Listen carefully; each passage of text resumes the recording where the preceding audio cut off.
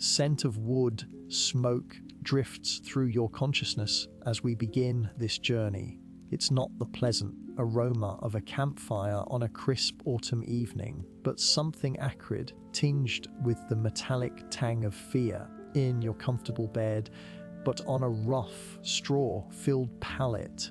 The coarse wool of a tunic scratches against your skin. Smell of unwashed bodies, stale wool, and something else, something sharp and unpleasant, like spilled blood, flutter open, not to the soft glow of your bedside lamp, but to the flickering, uncertain light of a single tallow candle, distorting the familiar shapes of your room into menacing figures. This is not a dream, not entirely. This is a carefully constructed immersion designed to peel back the layers of modern romance and reveal the raw, unvarnished truth. Becomes your teacher. Imagine, if you will, a typical Norse settlement in the 9th century, perhaps Hedeby, trading hub on the coast of modern-day Germany, circa 850 AD.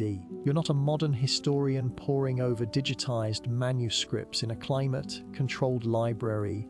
You are a villager, a farmer, a craftsman, a humble fisher. Your home is a longhouse, its sturdy wooden frame smelling of pine and resin, the roof thatched with reeds, barrier against the biting Baltic winds. Inside, the air is warm, thick with the scent of roasting meat, fermented fish, present wood smoke from the central hearth. Your family, perhaps a stoic father, a busy mother, a few boisterous siblings, are gathered around the fire, their faces illuminated by the dancing flames. The floor is packed earth, occasionally strewn with rushes. The walls are adorned with simple, woven tapestries depicting scenes of mythology or the hunt. Muted by time and smoke, your clothing is practical woolen trousers, a tunic, and perhaps a leather jerkin for warmth, are encased in sturdy leather shoes. This is your world, a world of hard labor, of seasons dictated by the sun and the sea, community bound by shared hardship and tradition. Now, let's shatter that idyllic image. The romanticized Viking, the fair-haired warrior, clad in gleaming mail and wielding a fearsome axe, is largely a fabrication of later centuries. Raids was far more brutal, far less chivalrous. The Vikings or Norsemen were skilled seafarers and traders, yes, also opportunistic raiders. They weren't always clad in gleaming armor. Many wore simple leather or padded cloth.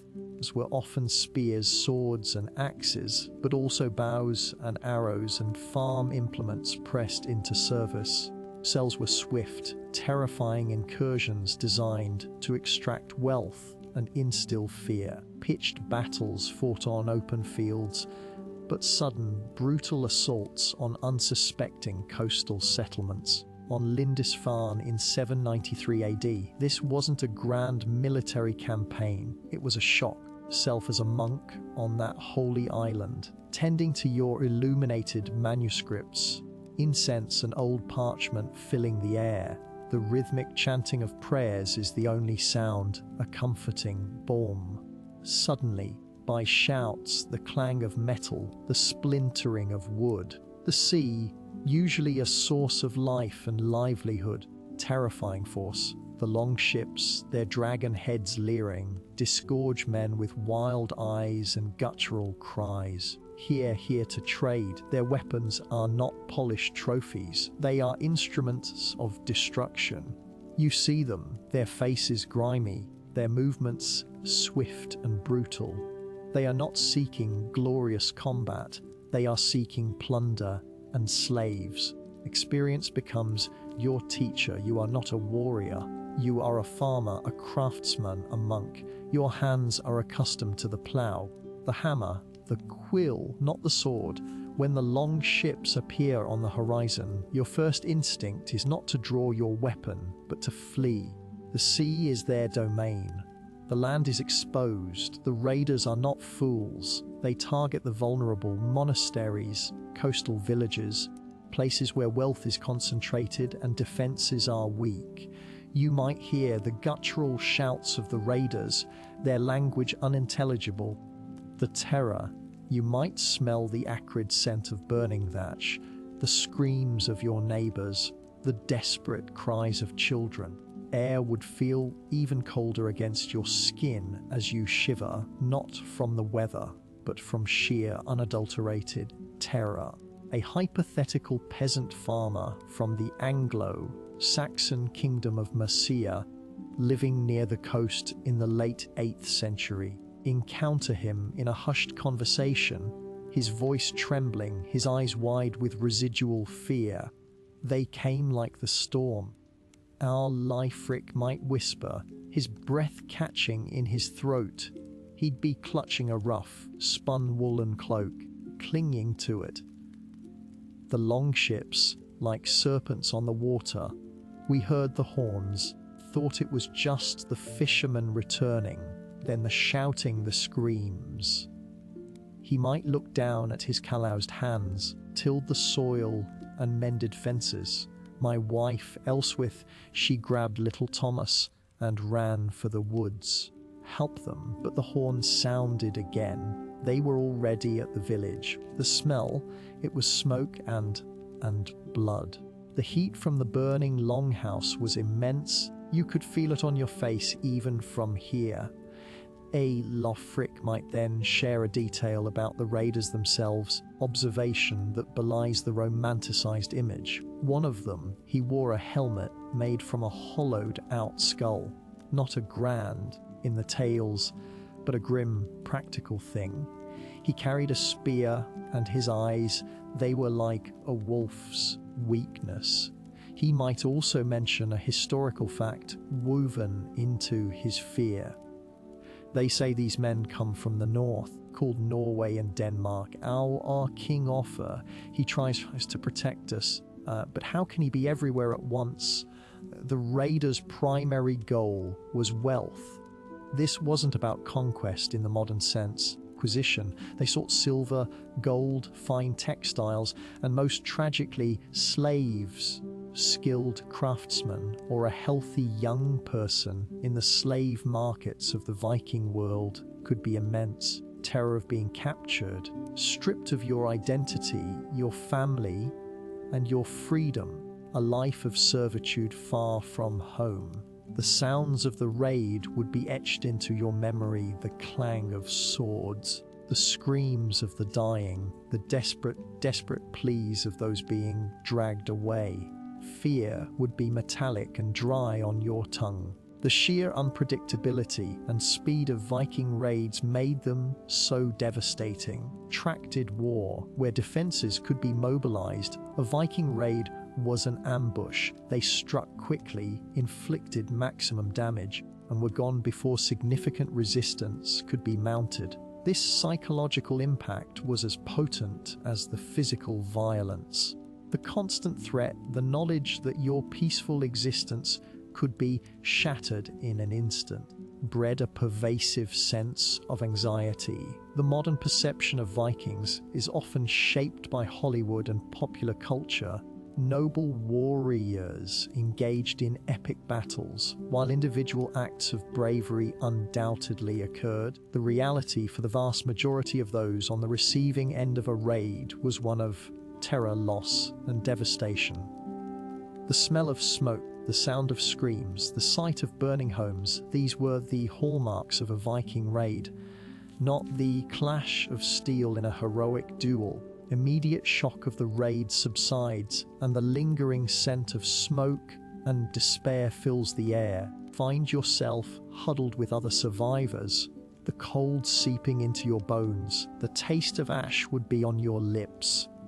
The silence, cacophony of violence, would be deafening, punctuated only by the sobs of the grieving. It's the harsh reality that lies beneath the romantic veneer. And as the dawn breaks, revealing the devastation, the question remains, ruins of your life, could you have survived? This glimpse into the brutal reality of Viking raids is just the beginning. Our next segment, we will explore the aftermath, term consequences for those who survived, and the very real strategies of defense employed by those who dared to resist. Every historian has that one period that captures their imagination completely. This is mine. The scent of wood smoke drifts through your consciousness as we begin this journey, a familiar aroma that usually signals the end of a long day. But tonight, beneath the pale glow of a sliver moon, that scent is a harbinger, a deep, dreamless sleep, the rough wool of your tunic scratching against your skin. The air, usually crisp and carrying the salty tang of the nearby sea, feels strangely heavy, thick with an unnatural stillness. You are Alara, fisherwoman in the small coastal settlement of Lindisfarne on the Holy Island off the coast of Northumbria. Our Lord 793, the illusion of peace, carefully cultivated by the rhythmic lapping of waves against the shore and the distant bleating of sheep, shatters with a sudden. It's a sound unlike any you've ever heard, a primal, terrifying bellow that rips through the night, splintering crash of wood, and the piercing shriek of metal on metal. Your heart lurches, trapped in your chest. You push yourself up, the straw mattress rustling beneath you, and peer through the narrow, your small wattle and daub hut. The familiar, comforting glow of hearth fires, fallen stars across the settlement is now replaced by the flickering, malevolent dance of flames, greedily at the thatched roofs, turning the familiar shapes of your home into monstrous silhouettes. A thick, acrid smoke billows upwards, stinging your eyes and catching in your throat. You can hear screams, now raw and desperate, with the alien, triumphant cries of the attackers. They are not the familiar voices of your neighbors. They are rough, guttural, a savage joy that chills you to the bone. Panic, cold and sharp, seizes you. You scramble for the worn leather pouch where you keep your meager savings and a small, intricately carved wooden bird from your late mother. Your hands shake uncontrollably, making the pouch slip and tumble to the dirt floor. The sound of heavy boots thudding against the packed earth outside your hut sends a fresh wave of terror through you. You press yourself against the rough hewn wall, the splinters digging into your back, trying to make yourself as small as possible. Alara, come out! It's the voice of Brother Iden, his usual gentle tone strained with fear. You hesitate, instinct to hide and the desperate need to know what is happening. You can smell the salt and damp earth. It's overlaid with the metallic tang of blood, and the sharp, unfamiliar scent of burning pitch is alive with the cacophony of destruction. You cautiously unbolt the wooden door, pulling it open just a crack. The scene that greets you is one of utter devastation. Figures clad in rough leather and iron. The settlement with brutal efficiency. They wield axes and swords, their movements swift and deadly.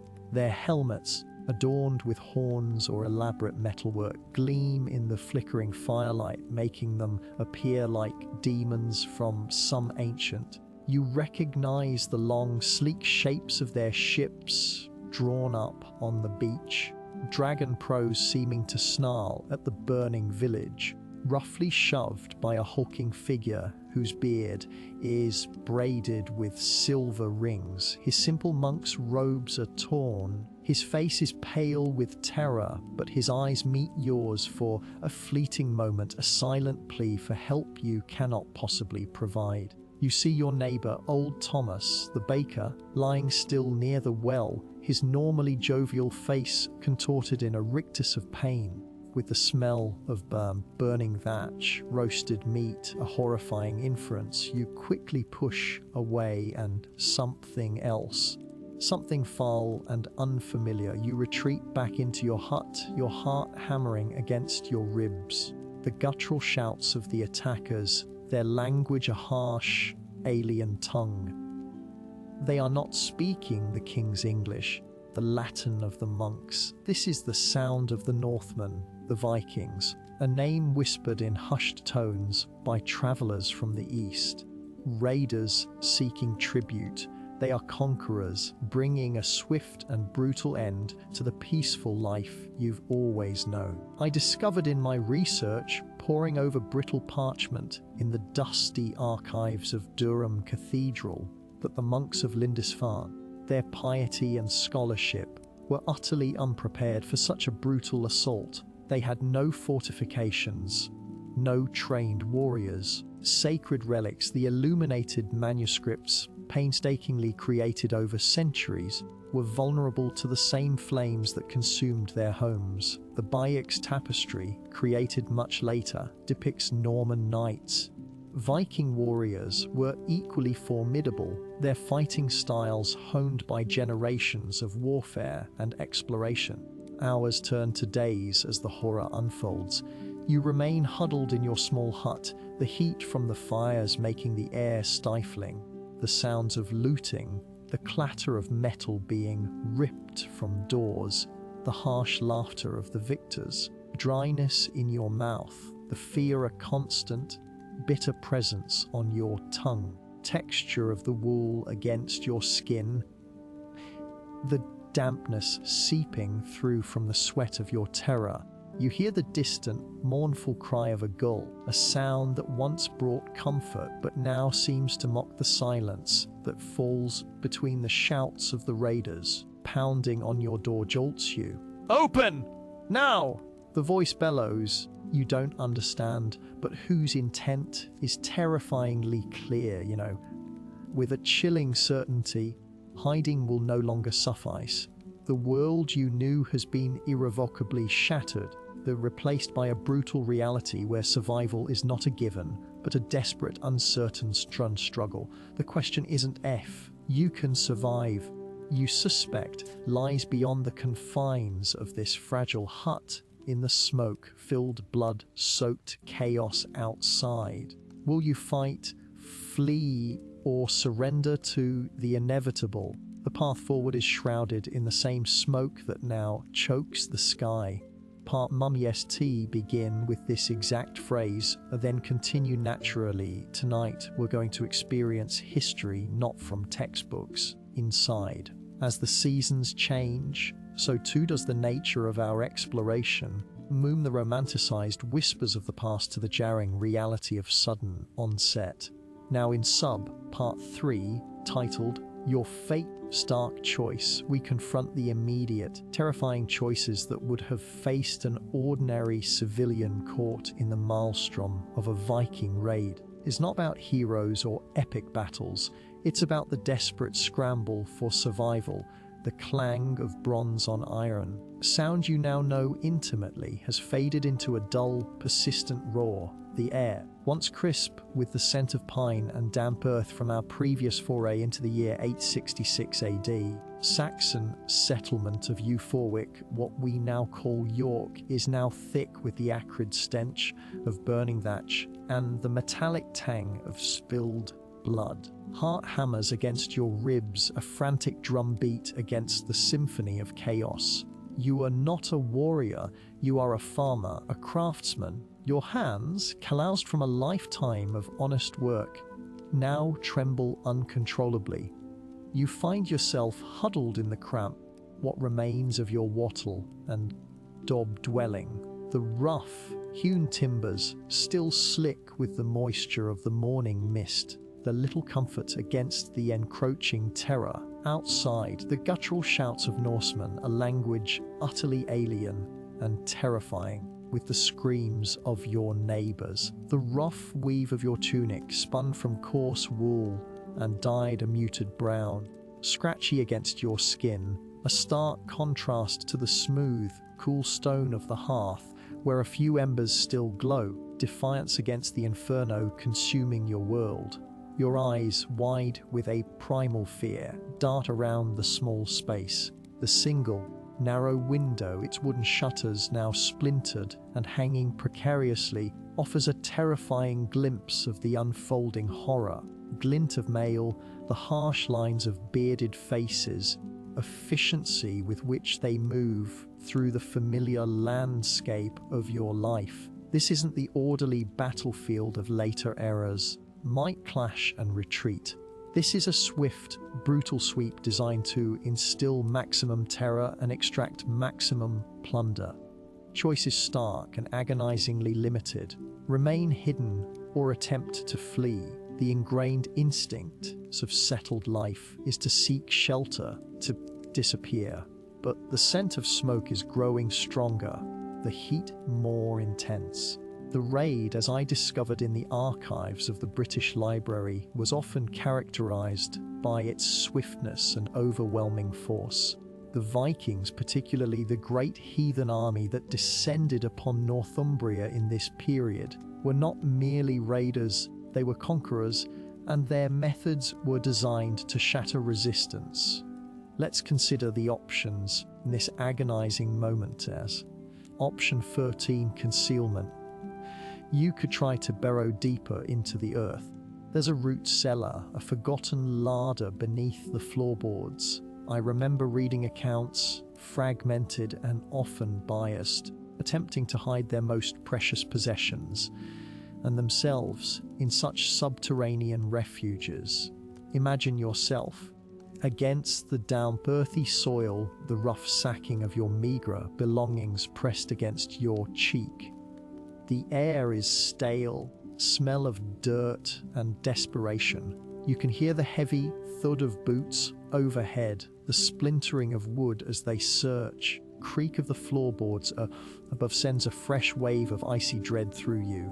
You try to control your breathing, to make yourself as small, as insignificant as possible. The silence between the sounds of destruction is almost worse, amplifying the thumping of your own heart.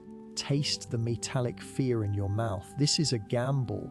If they don't find you, you might survive the initial onslaught. Starvation, exposure when they leave, the risk of discovery is immense, and the penalty, would be swift and brutal.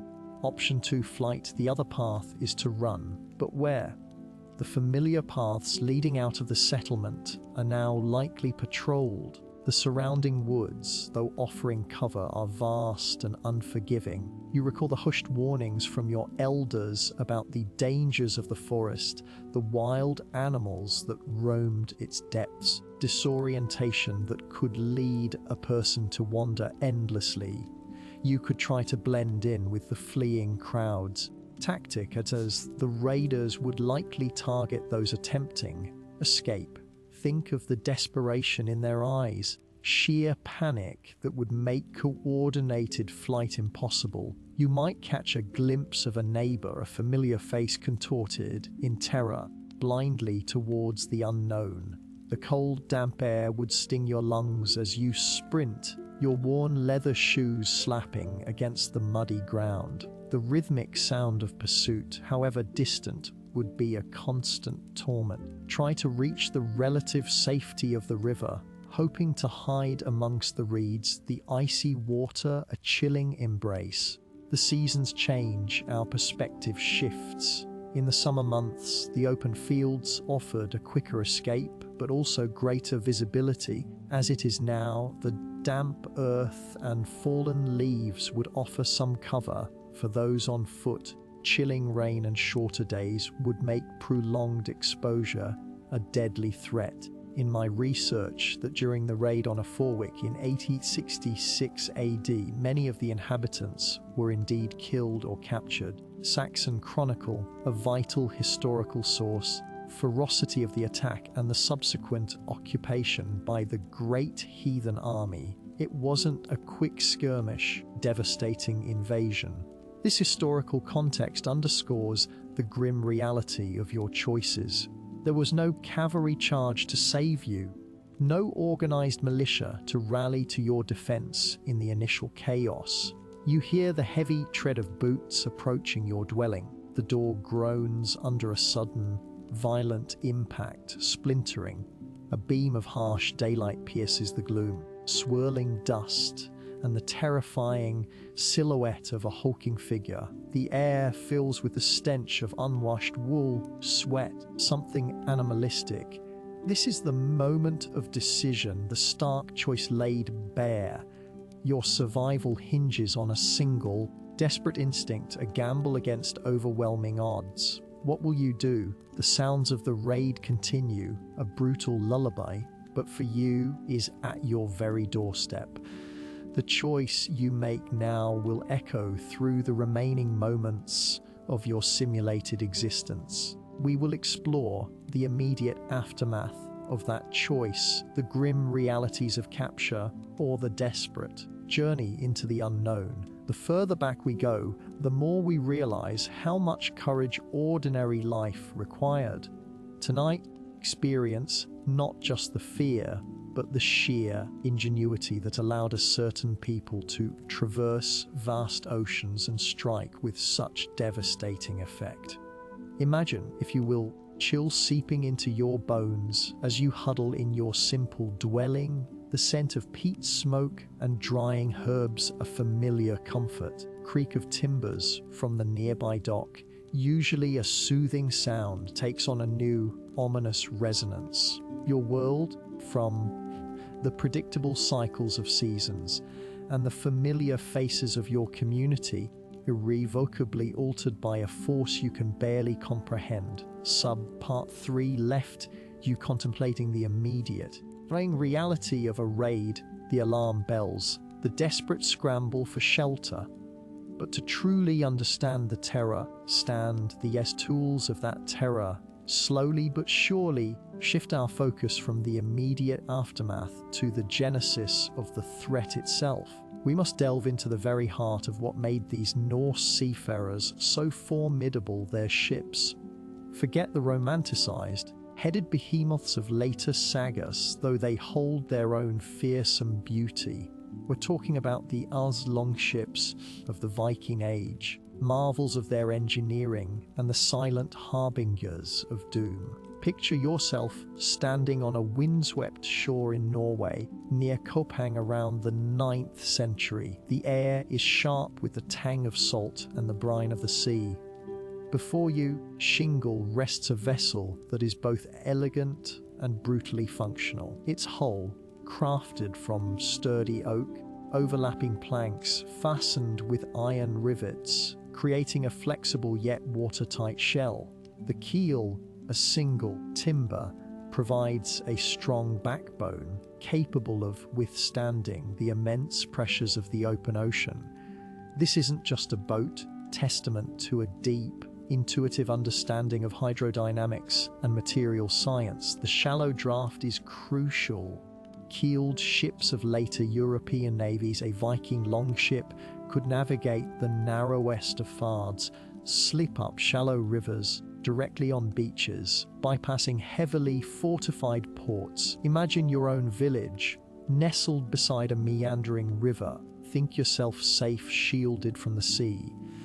But that river, once a path to trade and communication, becomes a highway for invasion. To traverse both the turbulent Atlantic and the placid inland waterways is a strategic advantage that modern armies would envy. Discovered in the archives of the University of Oslo that the average longship, like the famous Oseberg ship, was around 20-30 meters long, 60-80 warriors. That's a significant force capable of overwhelming a lightly defended settlement. Itself speaks volumes about their skill. The wood was carefully selected, often seasoned for years to prevent warping and rot. The master shipbuilders, known as Evsmai, mystical connection to their craft. They understood how to bend timber without breaking it. Steam and careful shaping. The oars, long and slender, would be shipped inboard during battle or rough seas, but in calm waters, oarsmen would propel the ship with a synchronized, rhythmic beat, a terrifying sound in itself.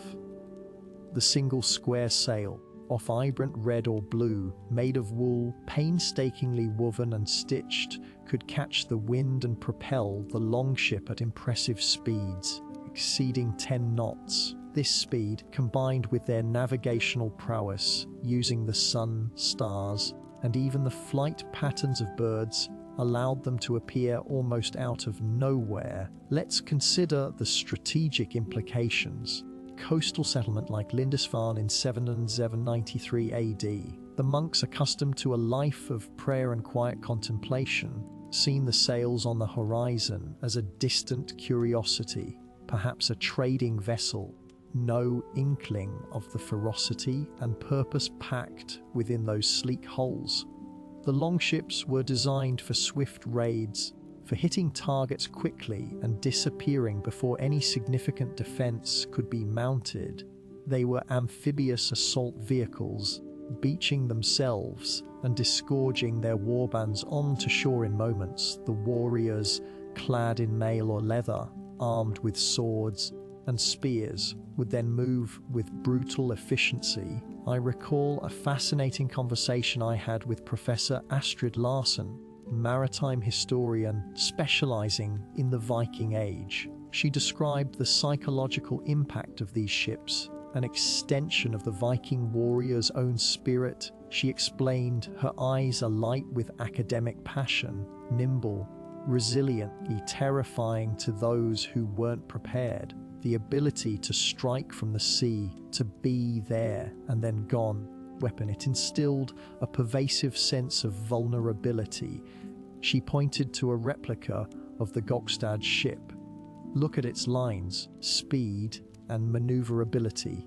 It could turn on a dime, outmaneuver any contemporary vessel in a chase. The shallow draft meant they could land anywhere. A sandy beach right outside your monastery walls. The sheer practicality extended to their weaponry and tactics was the primary tool. The warriors it carried were equally formidable. The Vikings were not just raiders, skilled fighters. Their axes, often of the Danish type with broad, heavy heads, could cleave through shields and armor. Though expensive and often reserved for chieftains, were of excellent quality.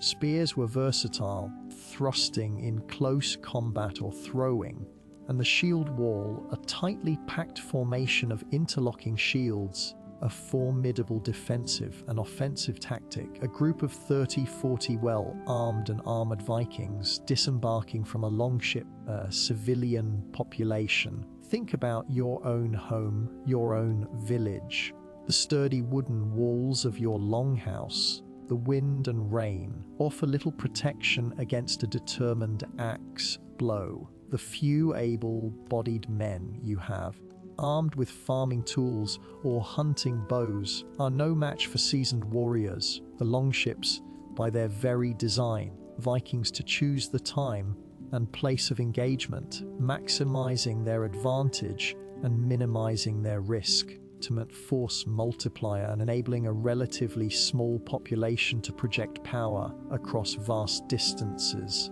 Slowly but surely, as the sun dips below the horizon, casting long, eerie shadows across the water, you begin to grasp the true nature of the threat. Just a matter of brute force. It was a calculated, technologically superior approach to warfare and conquest. The longship was the engine of their dominance, a vessel that embodied their spirit of exploration, their thirst for wealth, capacity for brutal efficiency. As the last embers of daylight fade, you can almost hear the distant, rhythmic splash of oars. For many, signaled the end of their world. The shadow of that longship cast across your imagined shoreline, reminder of how vulnerable even the most ordinary life could be.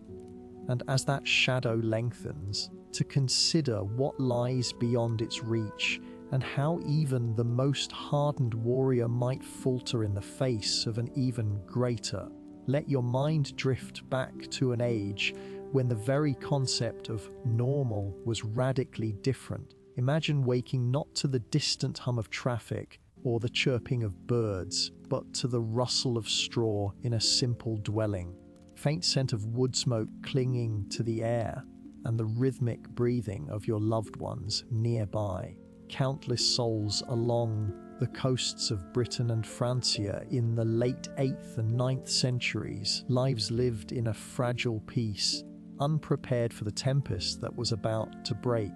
Your world was confined, intimate. Structure you might see was the local church, perhaps a modest stone building, or a wooden hall where the local chieftain or reeve presided. Your horizon was the familiar curve of the bay, smudge of the next settlement, the vast, indifferent expanse of the sea. Time moves differently when the very foundations of your existence are built on sand. The coastal settlements of this era that bore the brunt of the initial Viking onslaught were not fortified cities or formidable fortresses. Think of a typical settlement like Lindisfarne in 793 AD. It wasn't a walled town, but a monastic community. Prayer and scholarship nestled on an island off the coast of Northumberland. Its inhabitants were monks, scribes, and labourers whose lives were dedicated to God and the cultivation of the land. Their defences were prayers, not palisades, was in illuminated manuscripts, not stockpiled weapons. The buildings were simple, constructed from wood, thatch, some rough stone. The air would carry the briny tang of the sea, the earthy smell of peat smoke, and the sweet odour of parchment. You might hear the bleating of sheep, the lowing of cattle, the murmur of prayers from the chapel, ceaseless sigh of the waves against the shore. Consider the dwellings themselves, your own home, perhaps, and daub structure, its walls woven from branches and coated with a mixture of mud, straw, and dung. Be thick thatch, offering insulation against the biting winds and rain, but also, as you might discover with a chilling realization, highly flammable. Inside, the floor would be packed earth, perhaps covered with rushes or straw. A central hearth provided warmth and a place to cook, its smoke escaping through a hole in the roof, home with a perpetual, acrid haze. Furniture would be sparse, a rough, hewn table, benches, pallets strewn with animal skins and coarse wool. Your clothing would be practical tunics of wool or linen, belted at the waist. Warmth, the dominant colours would be the earthy browns and greys of natural dyes. Food would be simple, seasonal, grains, fish caught from the nearby waters, perhaps some salted meat or cheese. The taste of freshly baked bread, barley or rye would be a familiar comfort. Time moves differently when the nearest armed support is days, even weeks away. Standing army of rapid deployment was alien. Local defense rested on the shoulders of the community itself, a small retinue of the local lord or reeve. These men, while perhaps skilled with a spear or axe in a local dispute, trained warriors accustomed to facing organized, determined attackers. Their tactics would be rudimentary, armor likely consisting of little more than leather or padded cloth, if anything at all. A shield, a spear, would be the common armament. The sheer speed and ferocity of a Viking raid would overwhelm any such localized resistance. Chaos, the sudden, terrifying appearance of longships on the horizon, their dragon prows slicing through the waves, roars of warriors, the clash of steel, the screams of the terrified. You might be tending your small plot of land, the sun warming your back, the scent of damp earth filling your nostrils, or perhaps you're mending nets by the shore, salty spray kissing your face, the rhythmic crash of waves a constant lullaby. Suddenly, a cry from the lookout, shout that chills you to the bone. You look up, shielding your eyes against the glare, and see them. Not merchants, not fishermen. These are long, sleek vessels, their sails dark against the sky, their sides bristling with shields. The air, moments before filled with the mundane sounds of your life, is now rent with terror. You hear the frantic bleating of sheep being herded inland, the cries of mothers snatching up their children. of heavy doors being slammed shut, I discovered in the archives of the Bodleian Library, examining fragmented Anglo-Saxon chronicles, the chilling descriptions of these initial encounters. One entry on Jarrow in 794 AD speaks of the wretchedness of the men, their inability to offer any meaningful resistance. Described as heathens, descended upon the monastery, plundering its treasures, slaughtering the monks, setting the sacred buildings ablaze. The smell of burning wood and flesh, the screams of the innocent, the sheer, iterated terror, these are the visceral realities that the dry ink on parchment struggles to convey. Your own home, the same flammable materials, would offer scant protection.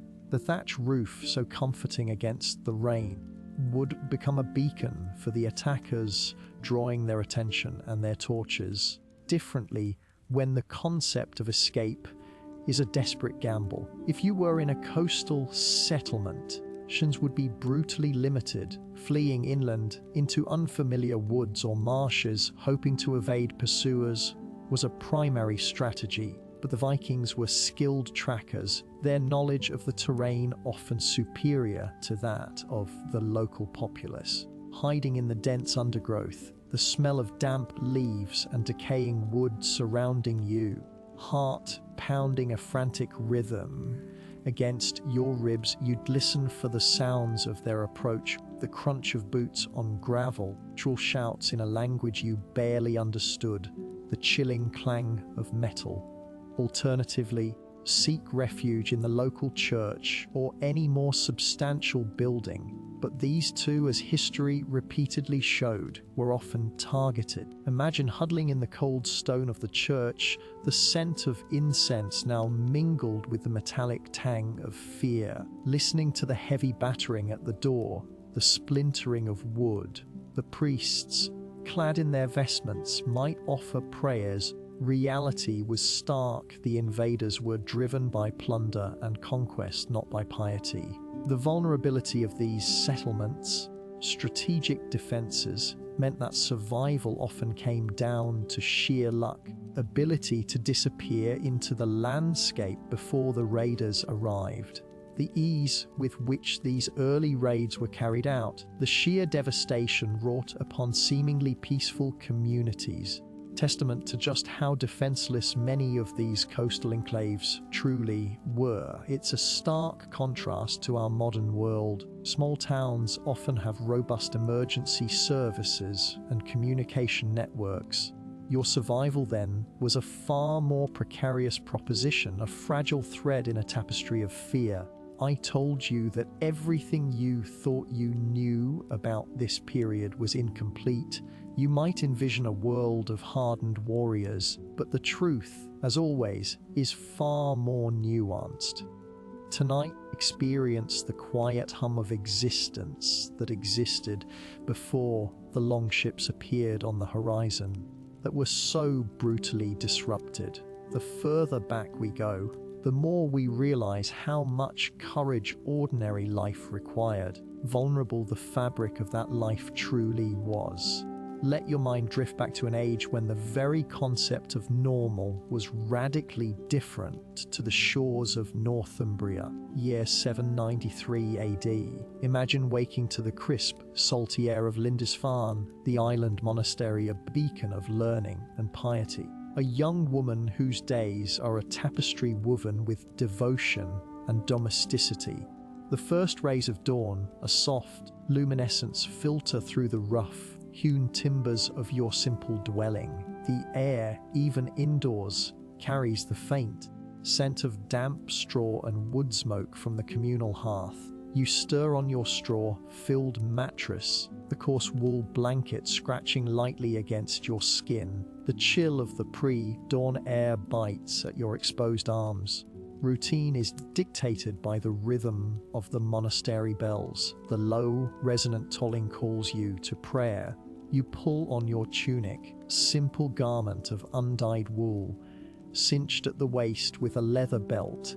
Over it, you might wear a heavier woolen cloak. tones blending with the natural landscape. Your feet are encased in soft, leather turn shoes, their soles smooth from countless journeys across the island's rocky terrain. Stepping outside, the air is sharp and invigorating. The sky overhead is a vast canvas of pale blue, streaked with wisps of cloud. The damp earth underfoot squelches softly, releasing the scent of brine and seaweed. You can hear the distant bleating of sheep, their woolly coats thick against the coming chill, lapping of waves against the shore. The monastery itself, a collection of stone buildings with thatched roofs, solid and enduring against the elements. The scent of incense, even from this distance, is a comforting, familiar aroma. Join the other women, their faces etched with the same quiet determination as you make your way to the chapel. The interior is dim, flickering oil lamps that cast dancing shadows on the stone walls. The air is thick with the murmur of prayers and the sweet of burning frankincense. You kneel on the cold stone floor, your hands clasped tightly, a chorus of psalms. This is your sanctuary, your peace. After the morning service, your tasks begin. For A. Lofrun, assisting in the scriptorium, though the monks primarily handle the intricate work of illuminating manuscripts. Your duties lie in the communal kitchen or the weaving sheds. Today, tasked with preparing the morning meal for the brothers and sisters. The kitchen is a hub of activity, wooden bowls, and the sizzle of oil in a cast iron pan. The aroma of baking bread, hearty and yeasty, fills the air, the sharp tang of boiled greens. You carefully chop leeks and onions with a bone-handled knife, the sharp edge biting cleanly through the fibrous vegetables. The rough texture of the wooden chopping block is familiar beneath your hands. A pot of pottage, a thick stew of grains and vegetables, the steam rising to warm your face. Later, join the other women in the weaving shed. The rhythmic clatter of the looms is a constant, hypnotic sound. The wool, shorn and carded, is soft and slightly greasy to the touch. You sit at your loom, your fingers deftly guiding the shuttle, threads vibrating with each pass. The colors are muted earthy browns, soft grays, occasional splash of natural dye from berries or roots. You might have a brief conversation with your friend, Edgeith, the same practiced grace. The abbot mentioned a ship sighted off the coast yesterday. Edgeith says, her voice low, not leaving her work. Just a speck on the horizon, he said. Probably just a trading vessel from the mainland. You nod, continuing their work. May God grant its safe passage. You feel a flicker of unease, instinct that whispers of the unknown, but you push it away. The abbot is a man of wisdom. If there were true danger, tell us. Still, Aegith continues, her brow furrowed, from the north, of peoples who sail in dragon-headed ship's eye. Hush, Aegith, you say. Own heart gives a little flutter. Such talk is ill-omened. Our lives are here, protection. The afternoon might be spent tending the small herb garden, scent of mint and thyme releasing as you brush past. Perhaps you are gathering firewood from the sparse trees that cling to the island's edges, the rough bark scratching your palms. The constant presence of the sea is a reminder of your isolation, but also of the world beyond. You might see a fisherman mending his nets, coarse twine rough against his calloused fingers, the salty spray of the waves misting his weathered face. Evenings are simple: bread, cheese, and perhaps some dried fish. The conversation is subdued by the crackling of the fire in the communal hall. You hear tales of saints and miracles, of the struggles against paganism in distant lands. You might listen to the monks chanting vespers, rising and falling in a melodic wave that washes over the island. As darkness truly descends, the oil lamps are extinguished, and you retreat to your sleeping space. The sounds of the night are the gentle sigh of the wind, the distant cry of gulls, ceaseless murmur of the sea. It's a life of quiet devotion, of hard work, and of simple pleasures, a life that feels, in its predictability, utterly secure. As days blur into weeks, this routine becomes your world. You are a Lofwyn, a daughter of Lindisfarne. Your existence defined by faith, community, and the steady rhythm of the seasons. You are not a warrior, not a scholar, but an integral thread in the tapestry of this sacred place. Scan the world through the lens of scripture and the teachings of the monks. A violent invasion is as alien to you as the stars are distant. You might have heard whispered tales like Edgeith's beyond the sea, but they are like the fanciful stories of dragons and sea monsters, things of legend, not of lived reality. Your hands, accustomed to the soft wool and rough herbs, are ill-equipped for the brutal realities of combat. Your mind, steeped in prayer and scripture, is unprepared for the terror that is about to shatter your world. This is the world you inhabit, profound peace that masks a terrifying vulnerability. Your very normalcy, your dedication to a life of quiet contemplation, is precisely what makes you so utterly defenseless. The knowledge of this impending storm, the sheer brutality of what is coming, even begin to comprehend. And that, dear listener, is the most chilling realization of all. Shores, the dedicated lives, but what happens when that peace is violently, irrevocably broken? That's what we'll explore next. You've probably heard romanticized tales about this period, but the reality was far more complex. The horned helmets and the chivalrous duels, the Viking Age, particularly the early raids that began in earnest around 793 AD, terrifying disruption of established lives. We've explored the quiet courage of everyday existence, the vulnerability of coastal settlements, and the routines of those who lived there, upon the technological and strategic superiority that often characterized these incursions. But now, below the horizon on a seemingly ordinary day in Northumbria, perhaps the year is 793, or maybe a few years later, sounds of life are about to be shattered.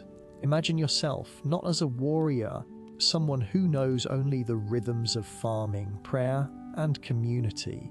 You might be a fisherman mending nets down by the estuary, kissing your weathered face, the tang of brine in the air. Or perhaps you're a scribe, your fingers stained with ink, precious illuminated manuscript in the quiet scriptorium of a coastal monastery. Scent of beeswax and parchment a comforting constant. The air is crisp, a distant bleating of sheep and the murmur of the waves against the shingle. The sky a soft canvas of fading blues and oranges. Grunting, but the promise is a peaceful night. Your understanding deepens as you picture the scene. The monastery of Lindisfarne, Saxon scholarship and piety, sits on its tidal island, a beacon of learning. Its stone walls, though sturdy, designed for siege warfare. The monks, clad in simple woolen tunics, their heads shaved in tonsure, engaged in their evening devotions, the resonant chants echoing through the stone corridors. Outside has sprung up around the monastery hums with its own life. Fishermen are returning, their boats laden with cod and herring, scales catching the last rays of sunlight. Children's laughter, sharp and clear, drifts on the breeze. Smell of wood smoke mingled with the earthy aroma of damp soil and drying seaweed fills the air. You are Edgeith, a baker's daughter, still dusted with flour from kneading dough earlier that day. You're helping your mother, Agnes, the small garden behind your cottage. The rough weave of your linen shift scratches lightly against your skin. The air is cool now, and you pull your woolen shawl tighter around your shoulders.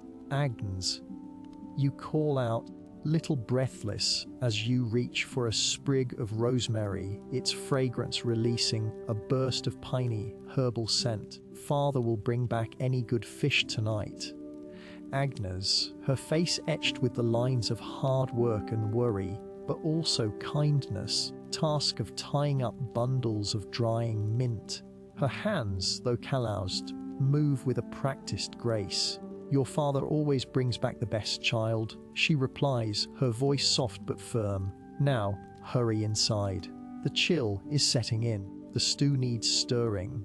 You nod, the scent of the herbs filling your small basket, a comforting mix of savory and sweet. The basket feels smooth and worn beneath your fingers. As you walk towards your cottage, a flicker of movement on the horizon, far out at sea. It's probably just a fishing boat returning. You tell yourself, unease, a whisper of a premonition, prickles at the back of your mind. Understanding deepens as the familiar sounds of the village begin to change. Waves is suddenly punctuated by a new sound, a rhythmic thump, thump, thump that grows steadily louder. It's not the sound of oars, not the familiar creak of a local fishing vessel. It's something heavier, more insistent. You pause, of herbs slipping slightly in your grasp. Agnes, too, has stopped, her head cocked, listening. The murmuring voices of villagers outside begin to quiet, replaced by an anxious hush. Then a shout, sharp and panicked. Ships! Ships on the horizon! The cry is taken up by others, a wave of alarm spreading like wildfire. Dark shapes emerging from the gloom, their sails taut against the darkening sky. Any ships you have ever seen, long and narrow, their prows carved into fearsome animal heads, glinting ominously.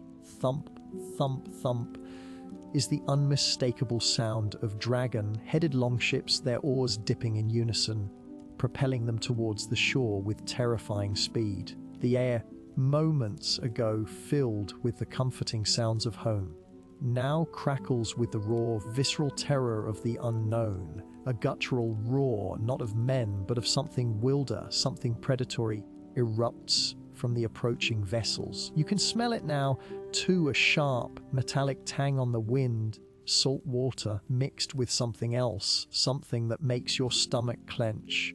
Fear, cold and sharp, seizes you. Your hands, to go steady with herbs, begin to shake uncontrollably. Agnes grabs your arm, her grip surprisingly strong. Into the cottage! She hisses, her eyes wide with a terror you've never seen before. Your understanding deepens as the first longship grinds onto the shingle beach. The sound is a sickening crunch of wood against stone, of guttural shouts. Men spill out, a wave of iron and leather. They are tall, broad-shouldered, grim and unsmiling, their beards braided, their eyes hard and piercing. Some carry axes, their polished heads glinting as wield swords, their blades long and deadly. They wear mail shirts, the intricate patterns of the rings catching the fading light. Shields strapped to their backs. The air fills with the clang of metal on metal as they disembark, boots thudding on the sand. The sea, once a source of sustenance, has become a highway for destruction.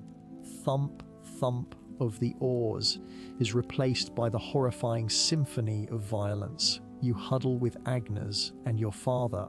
In the small, dark interior of your cottage, the rough, hewn wooden walls offer little comfort against the growing cacophony outside. Screams, now sharp and piercing, not just of men, but of women and children. Smoke begins to mingle with the salt and fear, the acrid scent of burning thatch. Thomas, his face pale but resolute, his knuckles white. Stay here, he whispers, his voice rough. Don't make a sound. He moves towards the door, a crack in the wood. You can see the flickering orange glow of torches casting monstrous shadows against the night sky. The sounds of looting begin, the splintering of wood, the crashing of pottery, the desperate cries of those caught in the open. A familiar of baking bread is now overlaid with the terrifying aroma of burning homes. Understanding deepens as you witness the sheer, unadulterated brutality. The monks caught at prayer are cut down where they stand. Holy robes, no defense against the flashing steel. The sacred treasures of the monastery, centuries of craftsmanship and devotion, gold chalices, silver reliquaries, manuscripts painstakingly copied, are ripped from their places, their precious contents plundered. You hear the sickening thud of an axe splitting wood, followed by a choked cry. Someone is trying to break down your door, pushes you and Agnes further back into the shadows, his breath coming in ragged gasps. Feel the vibrations through the floorboards as heavy boots stomp past your dwelling. Texture of the straw-filled mattress beneath you offers no solace. Your heart hammers against your ribs like a trapped bird, bursts through the door, silhouetted against the firelight outside. He is massive, his beard a wild tangle. With a savage hunger, he wears a horned helmet. No, not horned. You realize with a jolt, carved into the shape of a snarling wolf's head. The metallic tang on the air is now overwhelming, the coppery smell of blood. He shouts something in a language you don't understand, a harsh, guttural sound that chills you to the bone. Thomas lunges forward, but he is no match for the raider's strength and speed. A brutal swing of an axe, and Thomas falls, his club clattering uselessly on the dirt floor. Your scream is choked off by Agnes's hand clamped over your mouth.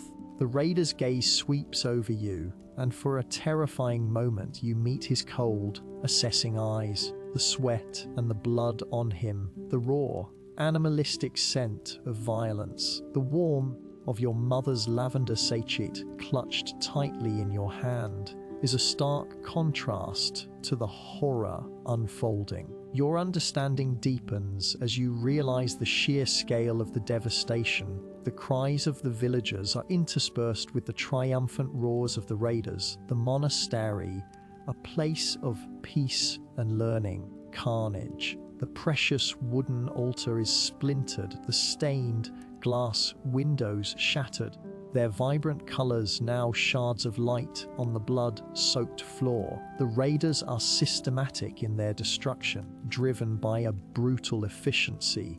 They are not just killing, they are plundering, taking whatever has value, what they cannot carry. The sounds of the raid are a terrifying symphony of human suffering and animalistic aggression. You can hear the crackling of flames consuming the thatched roofs of the village, the distant clang of a church bell, its tolling a desperate. As the initial wave of violence subsides, leaving behind a landscape of ruin and terror, you are left with a profound realization. The romanticized tales are a distant echo, a cruel mockery of the stark reality. Break on a Northumbrian shore transformed, a testament to the terrifying effectiveness of these raiders. The question lingers, pit of your stomach, could you have survived this? What choices would you have made in those fleeting, terrifying moments? The silence that follows the initial onslaught is almost as terrifying as the screams, a heavy, suffocating blanket of dread. Your understanding deepens, shifting from the immediate horror to the broader implications. The swiftness and ferocity of this attack, strategic target of a wealthy religious institution, speak volumes about the Viking mindset. These were not random acts of barbarism, calculated raids, exploiting weaknesses and maximizing plunder. The sheer terror they instilled, they brought to established societies, was a powerful weapon in itself. Stark reminder that survival in such times was a matter of luck, preparedness, and often reality of being in the wrong place at the wrong time. The memory of the raider's eyes, the scent of blood and sweat, will forever be etched into your consciousness, a visceral connection to a past that was anything but gentle.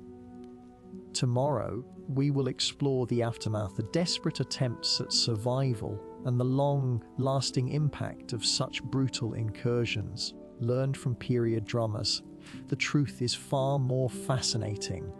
The clang of steel on wood, the guttural roars of warriors, smell of smoke, these are the sensory anchors of a Viking raid, the brutal reality that shattered the fragile peace of coastal settlements. Subpart 7 plunged you into the immediate horror, shock, and violence that ripped through the unsuspecting populace. True devastation wasn't just in the physical destruction, but in the insidious trauma that burrowed into the minds of those who survived. The screams might fade, the fires might die down. Echoes of that terror, the shattering of the familiar, would remain a constant, gnawing presence. The defenseless nature of these communities and the initial landing delve into the psychological wreckage left behind. You begin to understand the profound disorientation that followed. The world, ordered and predictable, had fractured. Imagine waking not to the gentle chirping of birds or the rhythmic lapping of waves, to the chilling silence that descends after the storm. The air still thick with the stench of burning thatch, and something metallic feels heavy, suffocating. Your eyes still adjusting to the dim light filtering through the shattered remains of your dwelling. Seen with a growing dread, the familiar wooden beams of your home are splintered, blackened. Matting on the floor is torn, stained. Your hands, when you finally dare to move them, tremble uncontrollably. They feel alien from your will. The sounds you strain to hear are not the reassuring murmurs of neighbors or the lowing of cattle. Instead, disquieting symphony of broken things, the mournful creak of a damaged roof beam, the drip of water from a newly formed leak, pathetic whimper of an animal trapped somewhere in the debris, and beneath it all the unnerving quiet, usual sounds of life. This silence is not peaceful, it is a void, a testament to what has been stolen. For a piece of your familiar tunic, the rough wool now coarse and torn, a stark contrast to its former comfort. Understand the fractured minds of the survivors. Edgith, her face streaked with soot and tears, sits huddled against the remains of a stone wall that once supported the front of her home. Her eyes, wide and unblinking, stare at something unseen. She clutches a wooden doll, its painted smile now smudged and grotesque, its fabric dress ripped. Her lips move, but no sound emerges, only a dry, rasping whisper. You approach her cautiously, hammering against your ribs like a trapped bird. Edgith, you call out, your voice hoarse. She flinches, head snapping towards you, but her gaze doesn't truly focus. It's as if she's looking through you, the ghosts of what happened. They took the silver. She murmurs, her voice a fragile thread from the altar gone. This is a historical fact. Viking raids often targeted religious sites for their valuable artifacts, seeing them as symbols of wealth and power. The loss of the chalice, a sacred object, represents not material loss but a spiritual violation. You try to offer comfort, placing a hand gently on her shoulder. Wool of your tunic brushes against her skin, and she recoils slightly. It's over now, Edgith. She shakes her head, a slow, deliberate movement. Over. It's never over. I saw him. The one with the horned helmet. This is a common misconception, of course, but the terror of the raiders' appearance in the eyes of the terrified often led to such exaggerated descriptions, a testament to the psychological impact. The historical record through sagas and chronicles often depicts them with ornate helmets. Battle helmets were likely more common. Hey, he laughed. And the fire, it ate everything. You begin to understand the deep-seated fear that now permeated daily life. The sea, once a source of sustenance and connection, had become a harbinger of terror. Every distant sail on the horizon, unusual sound carried on the wind would trigger a wave of panic. Act of gathering food or tending to the meager crops became a fraught undertaking, spent in the open, feeling like an invitation to renewed violence. The community's rhythm, seasons and the tides, was now dictated by the constant, gnawing anxiety of another attack. Later, he spoke with Old Man Hemlock, his face a roadmap of deep wrinkles etched by years of sun and hardship, now further creased by the trauma, by the smouldering remnants of what was once the communal longhouse, his gaze fixed on the blackened earth where it stood. He's trying to piece together what happened, his memory a jumbled mess of terror and confusion. The dragon ships, he rasps, audible above the mournful sigh of the wind through the skeletal remains of the settlement. Serpents from the mist, I hid in the root cellar, heard the screams, heard them smashing the doors. They took my son, young Gareth, strong lad. Old Man Hemlock's grief is a palpable thing, a heavy shroud that seems to press down on him. Individuals, especially the young and strong, was a devastating blow to these small, tightly knit communities. I saw one of them, Hemlock continues, his eyes darting around as if expecting the raider to reappear. He had eyes like chips of ice, a tangled mess like a raven's nest. He carried a great axe. It glinted in the firelight. He shivers, mildness of the air. I heard them talking, strange words, but I understood the hunger in their eyes for what we had. This speaks to the common practice of Vikings taking captives for ransom or as slaves, reality that added another layer of terror to the raids. You begin to understand the lasting psychological scars. The survivors, those who remained, were not the same people who had lived here before the raid. They were haunted, their sleep disturbed by nightmares, a pervasive sense of vulnerability. The communal bonds, once strong, were now strained by shared trauma and the desperate need to protect what little remained.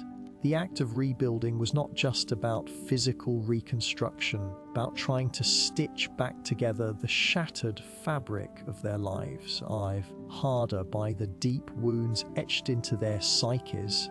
The resilience of the human spirit is remarkable, but even the strongest spirit can be tested by such profound and relentless fear. The memory of the raid would linger, cast over every sunrise, a constant reminder of how fragile their existence truly was.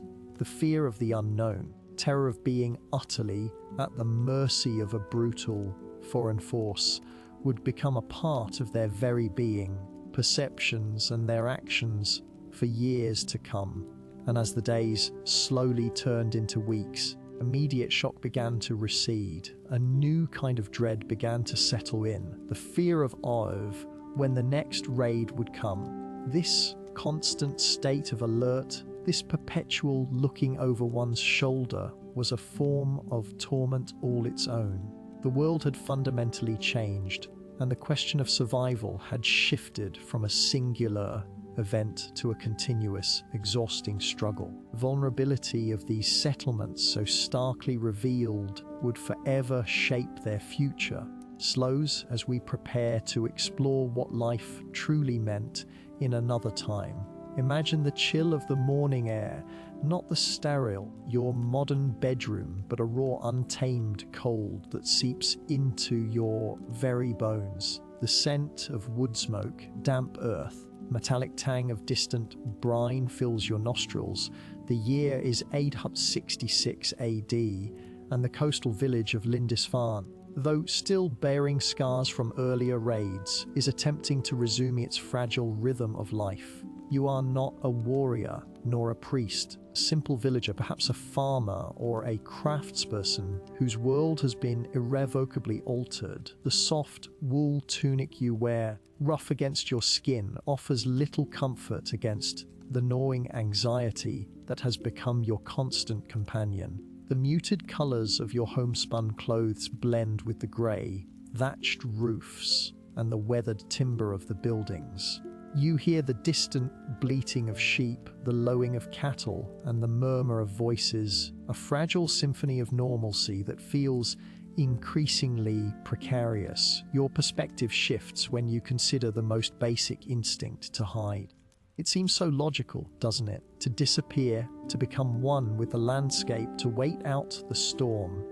You remember Edgeith, mask of terror, clutching her youngest child. She had dragged her family into the dense undergrowth at the edge of the forest.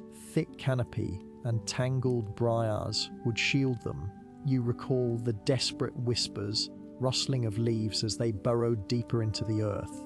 The damp, earthy smell of the soil, the cool, the slick feel of moss against your cheek. These were the sensations of her hiding place. She had chosen a spot near an ancient oak, gnarled roots forming a natural, if shallow, hollow. The muffled sounds of the raid, the shouts, the clang of metal, were distorted by the earth. A terrifying symphony played through a veil of mud and leaves. Had pressed her hands over her children's mouths, stifling their cries, her own heart pounding, a frantic rhythm against her ribs. Physical entity, a suffocating presence that pressed in on all sides. She imagined the glint of steel, efficiency of the raiders, their eyes scanning the familiar terrain for any sign of life. She tried to recall the ancient charms her grandmother had taught her, whispered words meant to ward off evil. The sounds caught in her throat, choked by terror. The sweetness of wild berries, a small comfort she had gathered earlier. Ash in her mouth, the rough weave of her woolen cloak meant to protect her from the elements, now felt like a shroud. This primal urge to vanish, to become invisible, is a powerful one, yet history teaches us its limitations. Your perspective shifts when you realize that even the most sacred places offered little sanctuary. The church, with its sturdy stone walls and the lingering scent of incense, was meant to be a haven.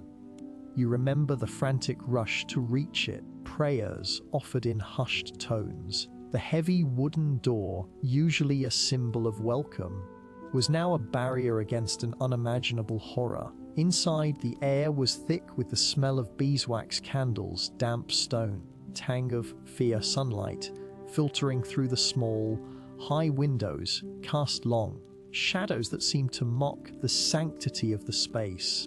The altar, adorned with simple yet precious offerings, was stark contrast to the violence that was about to descend. You recall the hushed murmurs of the villagers, faces etched with a desperate hope that their faith would protect them. The cool surface of the stone floor beneath your bare feet offered a fleeting sense of grounding. Even the bell, usually a comforting sound, knell. The raiders, however, showed no reverence.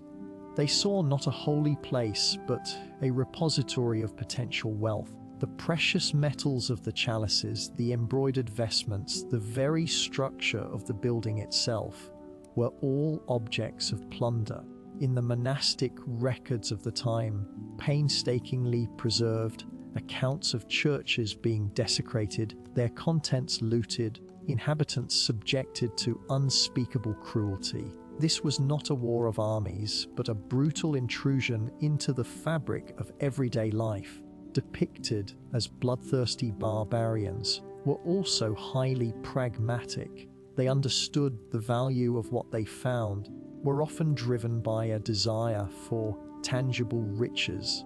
Perspective shifts when you consider the sheer desperation that drove people to seek refuge in the most unlikely of places. Some yourself might have been caught in the open, far from any shelter.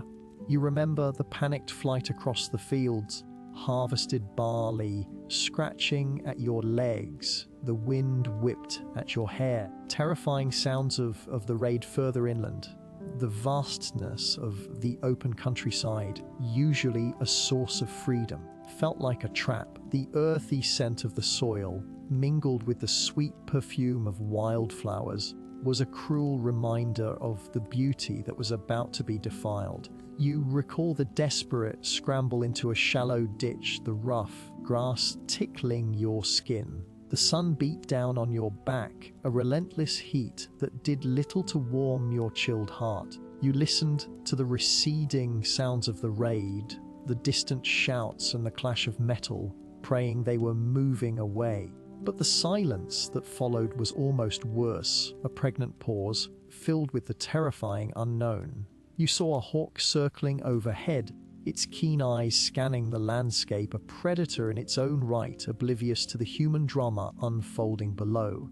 This instinct to simply run, to put distance between yourself and the immediate threat, is as old as time. Modern echo of that same primal urge you see today when people flee natural disasters or conflict zones, seeking safety in any direction that promises it.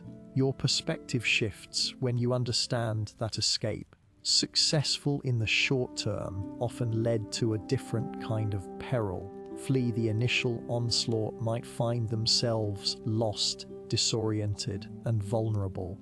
The forest's concealment also presented their own dangerous, treacherous terrain, wild animals, and the constant threat of being discovered. You recall the gnawing hunger, the thirst that parched your throat, the chilling dampness that settled in as dusk approached. Bark of a tree provided a makeshift shelter, but offered little comfort against the cold. The forest floor, tapestry of fallen leaves and decaying wood, was a silent witness to your struggle. The hoot of an owl in the distance, a mournful sound, seemed to mirror your own despair. You remember the faint scent of smoke, a sign of civilization, but also a potential beacon for the raiders. Towards it, or to remain hidden, was a gamble with life and death. Historical accounts of these raids often detail the harrowing journeys of survivors, their bodies ravaged by exposure, starvation, psychological trauma of their ordeal. The illusion of safety was a fragile one, easily shattered by the harsh realities of survival.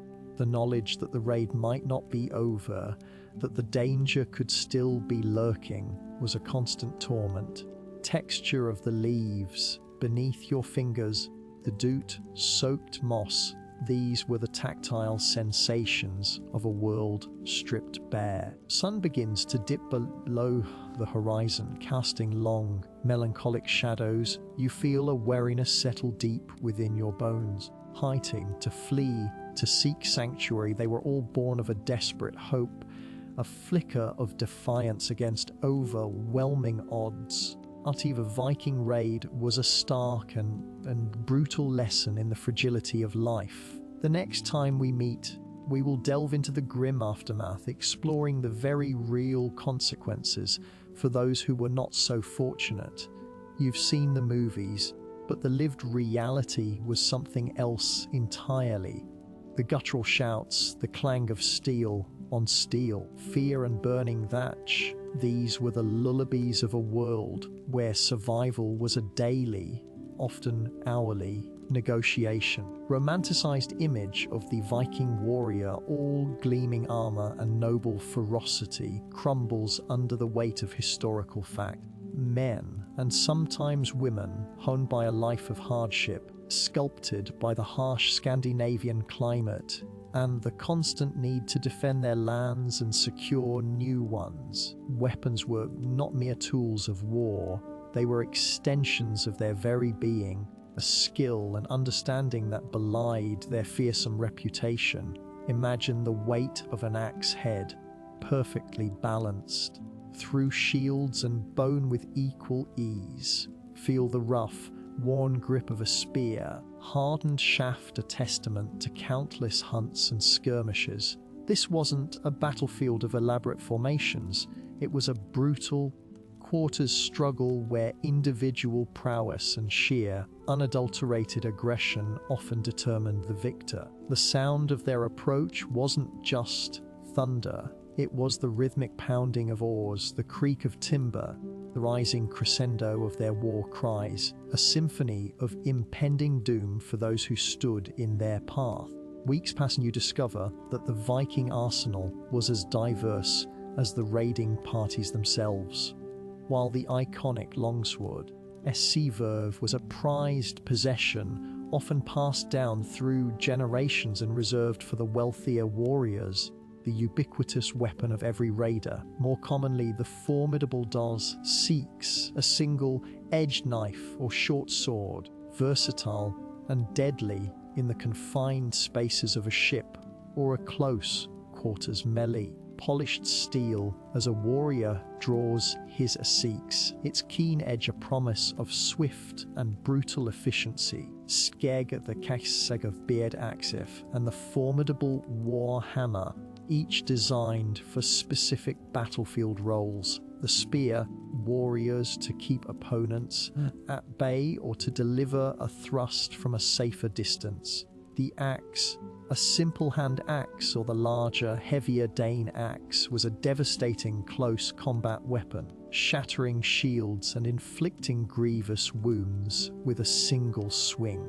I discovered in archival records from the 9th century that the sheer variety of axe heads found at raid sites speaks volumes about their practical application, some designed for chopping, piercing. The weeks pass and you discover that Viking combat was a masterclass in controlled chaos. Their tactics, though appearing wild to the untrained eye, were rooted in practical experience and a deep understanding of their opponents. Decisive attacks, often utilizing the element of surprise to overwhelm their targets. Picture this: the dawn breaks, water, and suddenly, from the mist emerged the dragon-headed prows of longships. The initial assault was often a shockwave of noise and ferocity.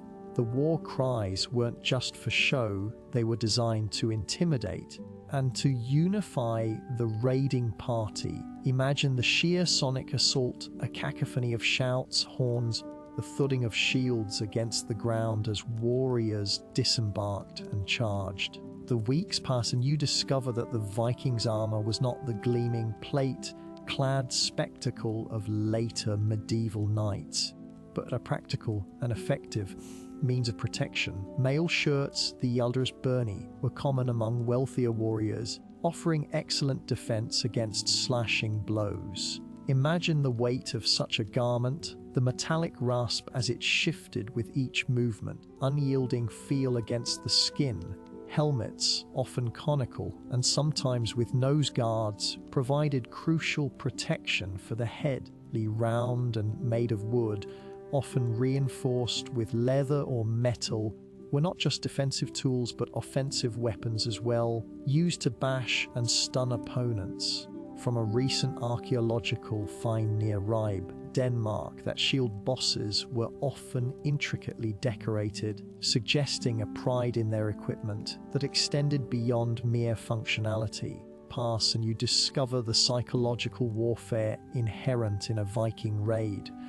The sheer visual spectacle of the warriors, unkempt hair and beards, their painted faces and their fearsome weapons, break the spirit of their enemies before the first blow was even struck. Imagine the sheer terror as a hulking figure advances with a terrifying snarl. Their reputation preceded them, and the stories of their ferocity, exaggerated through fear, served to amplify their impact. This wasn't a battle of honor in the chivalric sense, brutal assertion of dominance, a demonstration of power that left indelible scars on the psyche of those who witnessed it. Parallel, think of the overwhelming impact of a highly trained special forces unit's sudden, overwhelming appearance, the psychological shock is a significant part of their effectiveness. Pass and you discover that the Viking warriors' stamina and resilience were honed by a life of constant movement and hardship. We're accustomed to long voyages at sea, enduring harsh weather and limited rations. Physical conditioning translated directly to the battlefield. They could fight for extended periods, fueled by a diet of dried meat, fish, and hardy grains. Imagine the sheer endurance required to march for days, engage in brutal combat, all without the modern comforts we take for granted.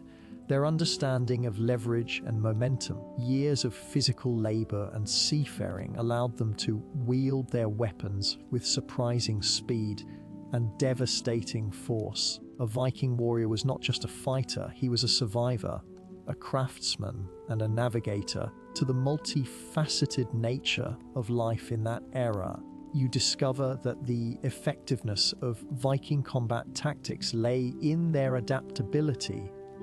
While they favored shock and awe, capable of more nuanced approaches, in larger engagements they might employ shield walls, their shields to create a nearly impenetrable barrier, advancing as a single, terrifying unit. The rhythmic tramp of feet, the low rumble of guttural commands, and the impenetrable wall of wood and iron advancing inexorably. A more organized defense, they would exploit weaknesses, using their agility and surprise to flank and overwhelm their opponents. Ships capable of navigating shallow rivers allowed them to bypass coastal defenses and strike deep inland, further amplifying the element of surprise. The weeks pass, and you discover that the sheer physical power and skill of a Viking warrior were not to be underestimated. Men who trained with light weights, their lives were a constant regimen of physical exertion. Hauling ropes, rowing, and wielding heavy tools all contributed to their incredible strength. When they picked up a weapon, familiarity and a power born of necessity and practice. Imagine the sheer impact of a Dane axe, swung with the full force of a Viking's muscular frame, capable of cleaving through armor and bone with terrifying ease. Their movements, years of practical application, were efficient and deadly. Pass and you discover that the Viking raid was not merely about plunder, a fundamental assertion of will and power in a world where strength dictated survival. Their weapons, their armor, all were designed to achieve dominance.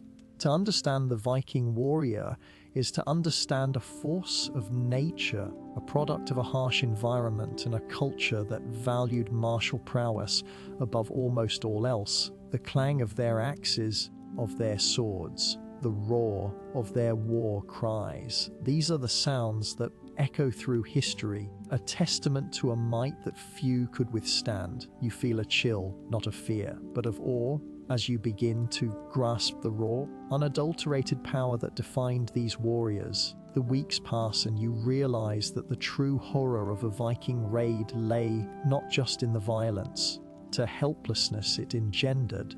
The sheer speed and ferocity of their assault left little room for organized resistance. Psychological impact was profound. As the echoes of their victory faded, the survivors were left to grapple with the devastation and the stark realization of their vulnerability. This understanding of their capabilities is crucial as we move forward to explore the aftermath, the lingering fear, desperate attempts to rebuild in a world forever changed by the thunder of Viking boots. Close your eyes and transport yourself to a time when life moved at a completely different rhythm. You are not in a bustling metropolis, but in a small settlement nestled by the curve of a river, its waters reflecting the pale, hesitant dawn of the late 9th century. The air, the sun fully crests the horizon, carries a chill that seeps into your bones, that clings to the rough, spun wool of your tunic. Around you, the sounds of waking life are gentle, soft lowing of cattle in their pen, the distant bleating of sheep, the rhythmic clatter of a wooden bucket being filled at the well. The scent of wood smoke, still lingering from last night's hearth fires, mingles with the earthy aroma of damp soil and the faint, fallen leaves. This is your world, a place of predictable routines. Tis threat is perhaps a harsh winter or a failed harvest. You are a farmer, a craftsman, a weaver, a civilian, utterly unprepared for the storm that is about to break. The routine becomes familiar as you rise with the sun, straw mattress scratching against your skin. You pull on your tunic, the coarse fabric a familiar texture, belt around your waist. The small dwelling, constructed of wattle and daub, with a thatched roof, is cramped but functional. A single, unglazed opening casts dancing motes of dust in the air. The aroma of baking bread, a comforting staple, fills the small space. Your family stirs, your spouse, your children, their faces still soft with sleep. Is simple a thick porridge, perhaps some dried fruit if the season is generous. The day's work awaits, of tending fields, mending tools, or spinning thread. But beneath this veneer of normalcy, a growing unease has begun to permeate the air. Whispers like dry leaves skittering across the ground speak of distant shores, of longships with dragon heads, of men who carry death in their hands. These are not tales of distant lands or mythical beasts. These are chilling reports from traders and travelers who have witnessed the terror firsthand. You try to dismiss them, to cling to the familiar rhythms of your life, but the fear, once planted, takes root. The lack of organized defense is starkly apparent. So many others, scattered across the land, relies on a patchwork of individual preparedness. There are no standing armies, militias drilling in formation. The men of your village are farmers, fishermen, artisans, lie in coaxing life from the soil, in shaping wood and metal, not in facing a disciplined, brutal assault. The village elder tries to instill a sense of vigilance. Keep your eyes to the river, he'd cautioned just yesterday, his voice raspy with age and worry, and your ears open. You remember a conversation with your neighbor Thomas, a blacksmith whose hands, hammering iron now, trembled slightly as he sharpened a crude spearhead. They say these Norsemen, he'd begun, they fight like wolves, no mercy, no quarter. You'd nodded, the words catching in your throat. What can we do, Thomas? Clearing land, not for duels. He'd spat on the ground. We have what we have, a good strong fence around the palisade, our wits. But even as he spoke, you could see the doubt in his eyes. Wits against steel. It felt like a child's game against a seasoned warrior. The historical record, as I've discovered in dusty archives, this desperate reality. In the early days of Viking incursions, particularly in regions like Anglo-Saxon England, were largely agrarian and decentralized.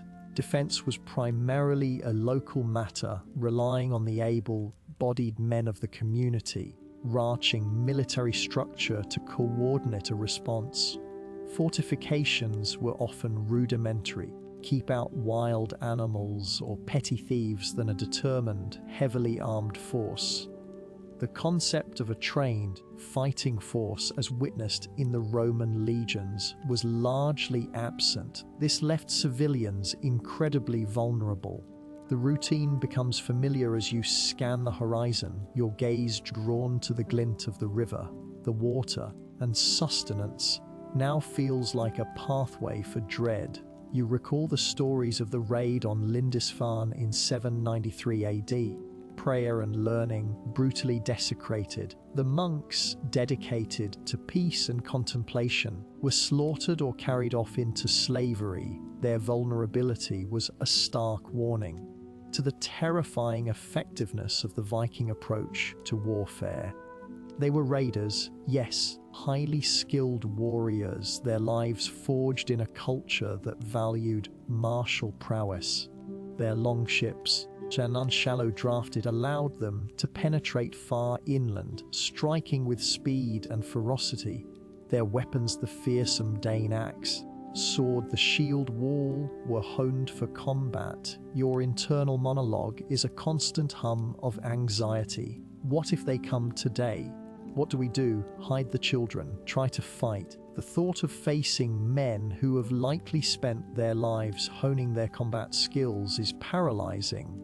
You see the other villagers going about their day, their movements perhaps a little more hurried, their glances more furtive. A hushed conversation between two women near the well, their heads bent close together, speaks volumes. Unspoken fear. The routine becomes familiar as you recall the meagre defenses of your own settlement. Mossed wooden palisade, more symbolic than truly effective, surrounds the core of the village. The gates, simple wooden structures, are manned by a handful of men armed with spears and farm tools. There are no archers trained for volleys, siege engines, no disciplined formations to present a united front. The contrast with the disciplined ferocity of a Viking warband to fighting as a cohesive unit is a chasm. You remember a conversation with Edgith, the weaver, demeanor replaced by a grim pallor. "My son, young Thallard," she'd said, her voice trembling, "asked me today if the dragon ships were real. I didn't know what to tell him." You'd offered a comforting hand. Your own heart felt heavy. To a child, that the peaceful world he knows could be shattered in an instant by strangers who speak a foreign tongue and wield instruments of destruction. Research that the Vikings were not simply marauders, they were also strategic, stood the value of surprise and the psychological impact of their raids, the sudden appearance of their ships, defying war cries. The sheer brutality of their attacks were designed to sow terror and cripple any organized resistance before it could even form. A civilian population, this meant that the first moments of an attack were often the most critical. Training or a clear command structure, panic was the most likely response. The routine becomes familiar as you feel a prickle of sweat on your brow. Despite the cool air, you try to focus on the task at hand, mending a fishing net. The rough twine, a familiar sensation in your fingers. Brine from the nearby river is a comforting reminder of a more peaceful existence. But the distant sound of a bird's cry, a hawk circling overhead, makes you flinch, your mind instantly conjuring images of a different kind of predator. Power imbalance is undeniable. The Vikings, with their superior weaponry, their battlefield experience, efficiency, were facing a population that, while perhaps hardy and resourceful in their daily lives, prepared for organized, large-scale warfare. This wasn't a battle, it was a slaughter waiting to happen. Sun climbs higher, casting long shadows across the village green. A subtle shift occurs, seem to grow quieter, a collective breath held in anticipation. You glance towards the river, straining against the glare of the water. The gentle lapping of the waves against the shore now carries a new, ominous resonance. You can feel the weight of the unspoken question hanging in the air, a question that will soon be answered with brutal clarity and Viking raid. The answer, you suspect, will be a stark and terrifying no for most. The day is still young. The calm feels fragile, a thin veil stretched over an impending storm. The sounds of the village, once so comforting, amplify the silence that follows. You can almost taste the fear in the air, a metallic tang that coats your tongue. This fragile peace, this carefully constructed life, is about to be tested in ways you can barely comprehend. The river, giving artery, now holds a promise of terror. Gentle rhythm of your days is about to be shattered by the thunder of approaching longships. As you settle into night, you to a world both alien and achingly familiar, when the whispers of the wind carried tales of dread and the earth itself seemed to tremble under the weight of approaching fury. You've learned from romanticized sagas the reality of survival was a far grimmer, more visceral affair. We've explored the futility of hiding, the brutal efficiency of Viking warfare, and the stark absence of organized defense. Now, confront the harsh truth: what would happen when the shield wall, the last desperate bastion, failed.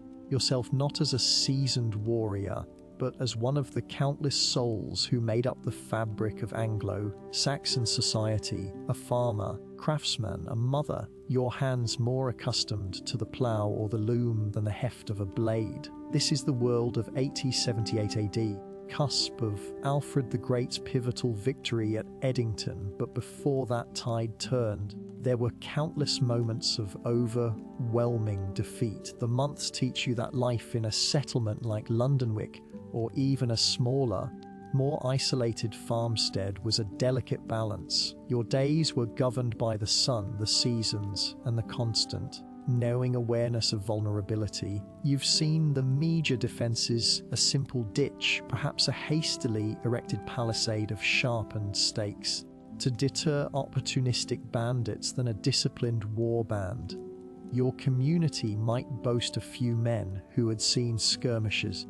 Dalelfric, the smith, whose arms were thick with muscle from hammering iron, but whose training extended only to swinging a hammer with brute force. He might possess a spear, a rudimentary shield crafted from layered wood and leather, but these were the tools of necessity, not of honed martial skill. Teach you that the Viking longship, a dragon's maw slicing through the grey waters of the Thames, represented more than just an invasion. It was the shattering of your world. The sound, when it came, was not a sudden thunderclap, but a growing dread that permeated the air like a creeping fog.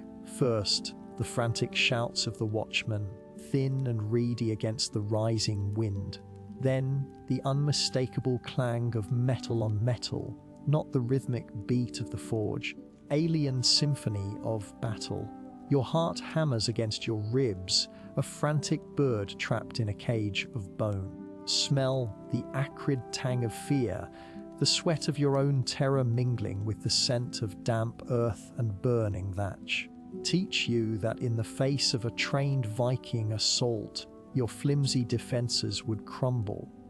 Imagine the scene: a dozen, perhaps 20 Vikings, their mail shirts glinting dully, their horned helmets, though historically inaccurate, a potent symbol of their fearsome reputation, a terrifying sight. They wield axes designed for felling trees, and momentum devastating. Their shields are sturdy, often reinforced with iron bosses, with a coordinated aggression that your untrained neighbors could never match. You see a Lefric, his face a mask of grim determination, standing at the forefront of your small group.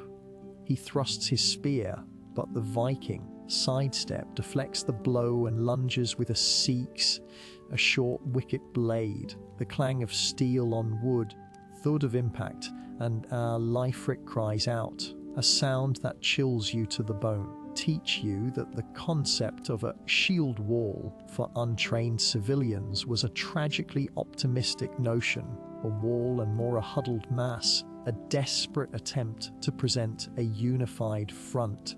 You stand shoulder to shoulder, your own shield, wooden disc painted with a rudimentary symbol of your family, feeling woefully inadequate against the storm. The Vikings, to the brutal press of battle, would find little resistance. They would exploit any gap, any hesitation. A Viking warrior, perhaps named Ragnar, his beard braided with silver rings, his eyes cold and assessing, sees your fear. He bellows a guttural war cry. His companions surge forward. The first line breaks, not with a glorious stand, but with a panicked scattering. Teach you that individual courage, while admirable, was no match for disciplined brutality. You might try to fight for a farmer's scythe, but the Vikings are faster, stronger, and more experienced. You see a woman, edgy, still stained with berry juice from the morning's foraging, clutching a bread knife. She lunges at a Viking, sidesteps, his axe whistling through the air. The sound of her scream is cut short, a fleeting tragedy lost in the wider chaos. Your own hands shake as you grip your makeshift weapon. You can feel the rough texture of the wood. The dull edge of the blade is thick with the metallic tang of blood, and the choking smoke from burning huts teach you that the Viking objective was not necessarily annihilation, but acquisition. They sought plunder, slaves, and the subjugation of the land, but their methods were terrifyingly efficient. They would break through your meager defenses. War cries echoing through the narrow lanes. The scent of burning thatch would fill your nostrils, the crackling of flames a soundtrack to your despair. You might see a Viking, his face grim beneath his helmet, a fallen defender, and then turn his attention to the terrified villagers cowering in a doorway. The sheer, raw power of their assault would be overwhelming.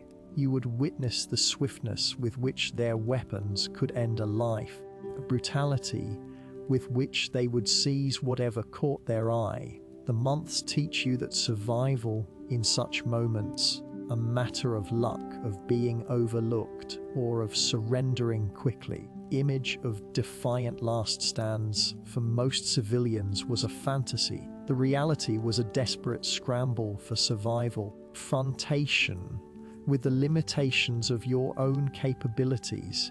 You can hear the cries of your neighbors, the guttural shouts of your attackers, the crackling of flames. The taste of ash is on your tongue. You are not a warrior, you are a civilian of a storm you are utterly unprepared to face. Untrained resistance is a crucial element in understanding the true vulnerability of life in this era. Teach you that understanding these failures is not about diminishing the courage of those who tried, appreciating the sheer, unadorned reality of conflict. As the smoke begins to clear and the raiders move on, cost of this failure becomes painfully apparent. The quiet that follows is not one of peace, but of devastation. Pick through the ruins to mourn the lost and to wonder if you truly could have done anything differently. The lessons learned in the heat of such an attack are etched into your very being. Tomorrow, explore the desperate measures that those who survived might have taken in the aftermath, and the lingering psychological impact of such an encounter never quite capture the texture of daily life in this remarkable era, do they? Find yourself lost in the grand narratives of battles and kings, but it's the quiet moments, the hum of existence before the storm, that truly paint the picture. Imagine the scent of wood smoke mingling with damp earth, cattle in a nearby pasture, the rhythmic clang of a blacksmith's hammer. This was the tapestry of a life, threads of labor, faith, and community. You might have been a farmer, your hands caroused from the plow, or perhaps a weaver, nimble with wool. Your home, likely a sturdy timber structure with a thatched roof, filled with the comforting smell of drying herbs and the warmth of a hearth fire. The sounds would be of your family, a conversation, the laughter of children, the soft rustle of fabric as someone moved about. Even the food, as it was hearty stews, dark bread, perhaps some cheese, carried the essence of the land. The effort of cultivation was a world where the seasons dictated the pace of life, where survival was a daily endeavor. Bonds of kinship were as strong as the oak beams supporting your roof. The rhythm of life changes as the horizon darkens. The whispers of approaching danger, once distant rumors carried on the wind, now become a chilling reality. Organized plundering that follows the initial clash is not a chaotic free for all. It is a calculated, brutal efficiency that speaks of experience. You watch, hidden perhaps in a root cellar or a thicket of trees, as the warriors, grim beneath their helms, systematically move through your community. They don't just take, they dismantle. Constructed world is being unmade, piece by painstaking piece. The longhouse, the heart of your dwelling, merely emptied. Its very structure is often targeted. The sturdy wooden beams, the result of years of careful felling and shaping, prized for their timber. Doors are ripped from their hinges, their ironwork, though crude by our standards, a valuable commodity.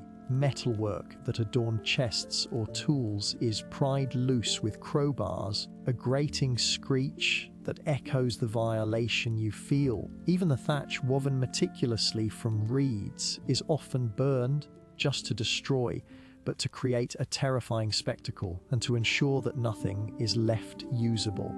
Feel the heat of the flames licking at the sky, the acrid smoke stinging your eyes even from your hidden vantage point. The lifeblood of your community are also rounded up with a practiced hand. Cattle, sheep, valuable sources of meat, hides, and fat.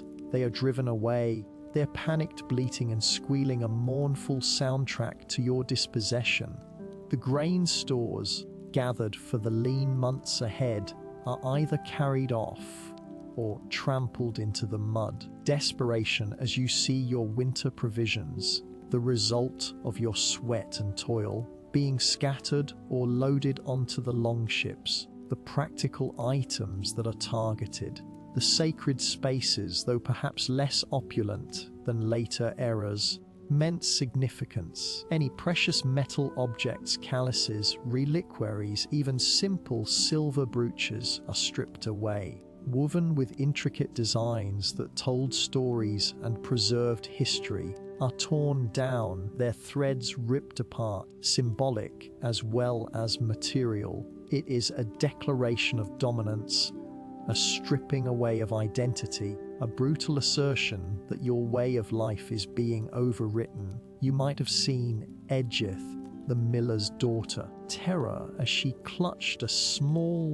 wooden doll, a treasured heirloom, cry out as a warrior roughly pushes her aside, his eyes fixed on the meager contents of her family's dwelling. The sound of her distress is a sharp, piercing note in the cacophony of destruction. Later, you might see her father, man you've known your whole life, his shoulders slumped in defeat, watching as his tools, his livelihood, systematically broken and loaded onto carts. The archaeologists who have unearthed sites like the one at Sutton Hoo in Suffolk, England, compelling evidence of such destruction. The sheer scale of wealth and craftsmanship discovered there, vibrant society, also speaks to the immense loss when such places were violated. The careful placement of grave goods, the intricate artistry of metalwork, the remnants of finely woven textiles, all of it points to a society with a rich material culture that was vulnerable to the swift and brutal efficiency of raiding parties. I discovered in archives that the Anglo-Saxon Chronicle historical record frequently mentions these raids, detailing not just the violence but the economic devastation that followed. Of livestock meant starvation, the destruction of homes meant exposure, the plundering of resources meant a struggle for survival in the years to come. The modern comparison, though imperfect, targeted destruction of infrastructure or cultural heritage in times of conflict. Imagine a modern city, its libraries, its factories, systematically dismantled and looted. The scale of loss, though different in its manifestation, similar weight of cultural and economic devastation. You realize that survival isn't just about escaping with your life. Enduring impact of what is taken, what is broken, and what can never be truly replaced changes as the raiders finally depart, leaving behind a landscape of ruin. The silence that descends is not peaceful, heavy with absence. The air, once thick with the scent of wood smoke and life, the acrid tang of burnt thatch, and the lingering metallic scent of spilled blood. You emerge from your hiding place, your body stiff, your mind numb. The familiar sights are now alien, scarred by the violence. Your home, your community, shadow of its former self. The tangible losses are immense, but the psychological toll, the shattering of security, even greater. As you begin to survey the damage, a new fear begins to dawn. How do you begin to rebuild, ever truly be the same? This question, this profound uncertainty, will be the focus of our next journey together. Settles around you now. Imagine darkness that meant something completely different.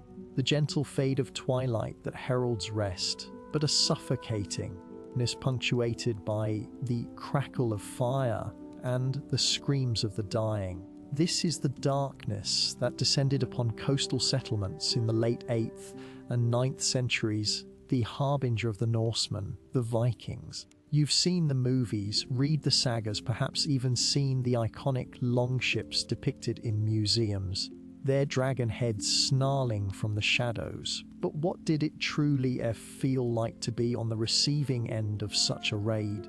Immediate aftermath for those who weren't among the fortunate few who escaped, or more grimly, who died quickly.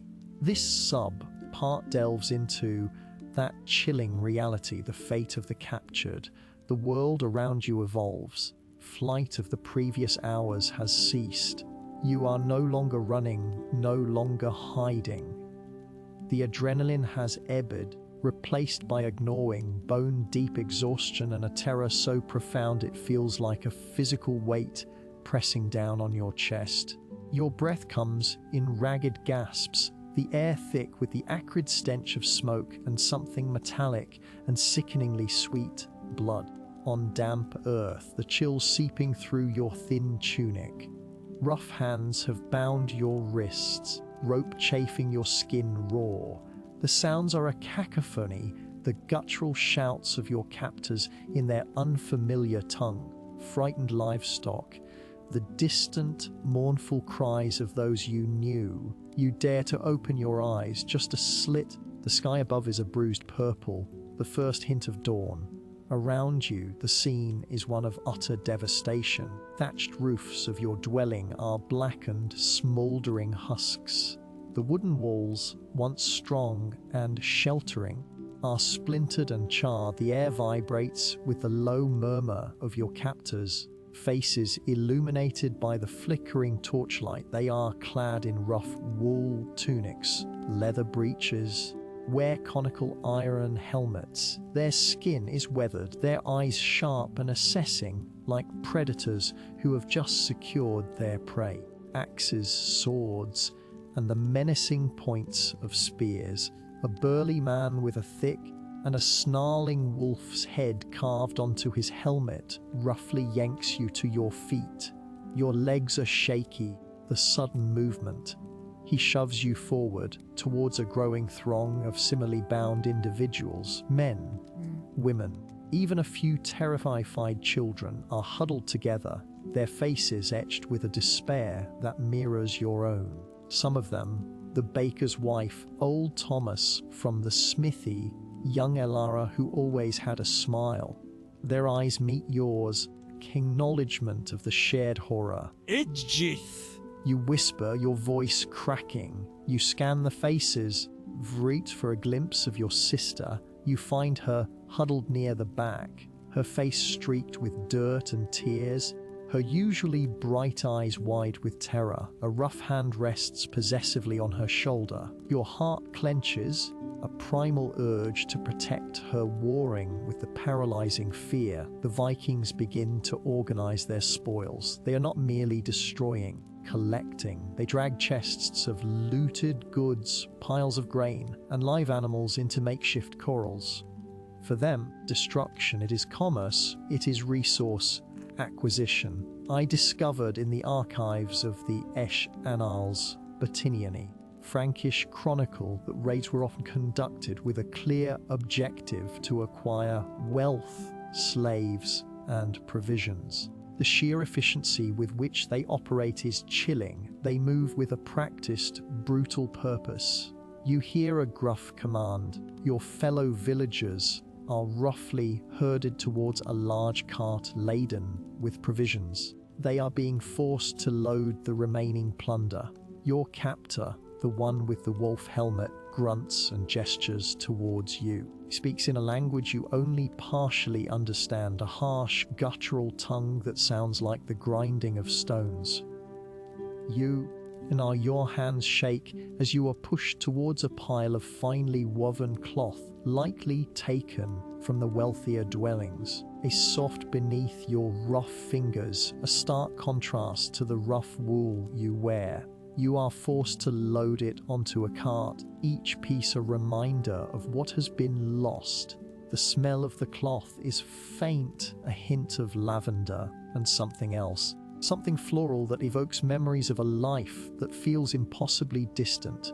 A conversation erupts nearby, are arguing over a piece of jewelry, a silver brooch intricately carved with animal motifs. The words are sharp, accented, a possessiveness that speaks volumes. "Mine!" one shouts, snatching it from the other's grasp. The other, man with a red beard, glares, his hand straying to the hilt of his knife. The elder Norseman, a scarred veteran with a missing tooth, simply laughs, a harsh, booming sound that echoes in the stillness.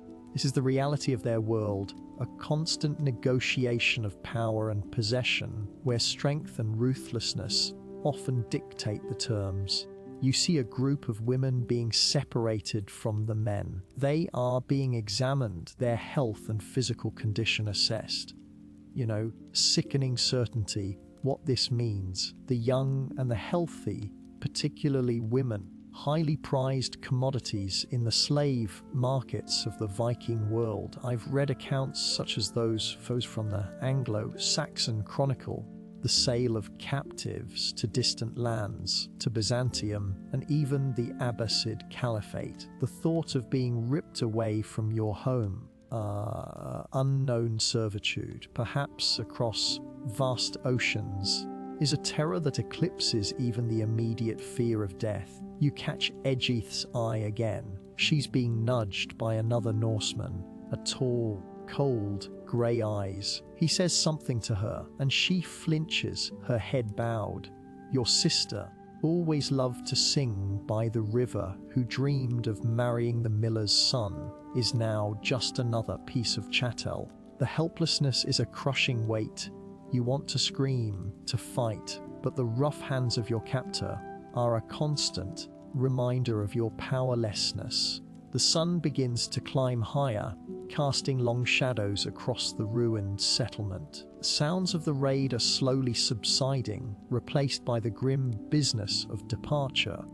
Your captors are gathering their spoils. You are pushed towards a group of other men, all bound and wary.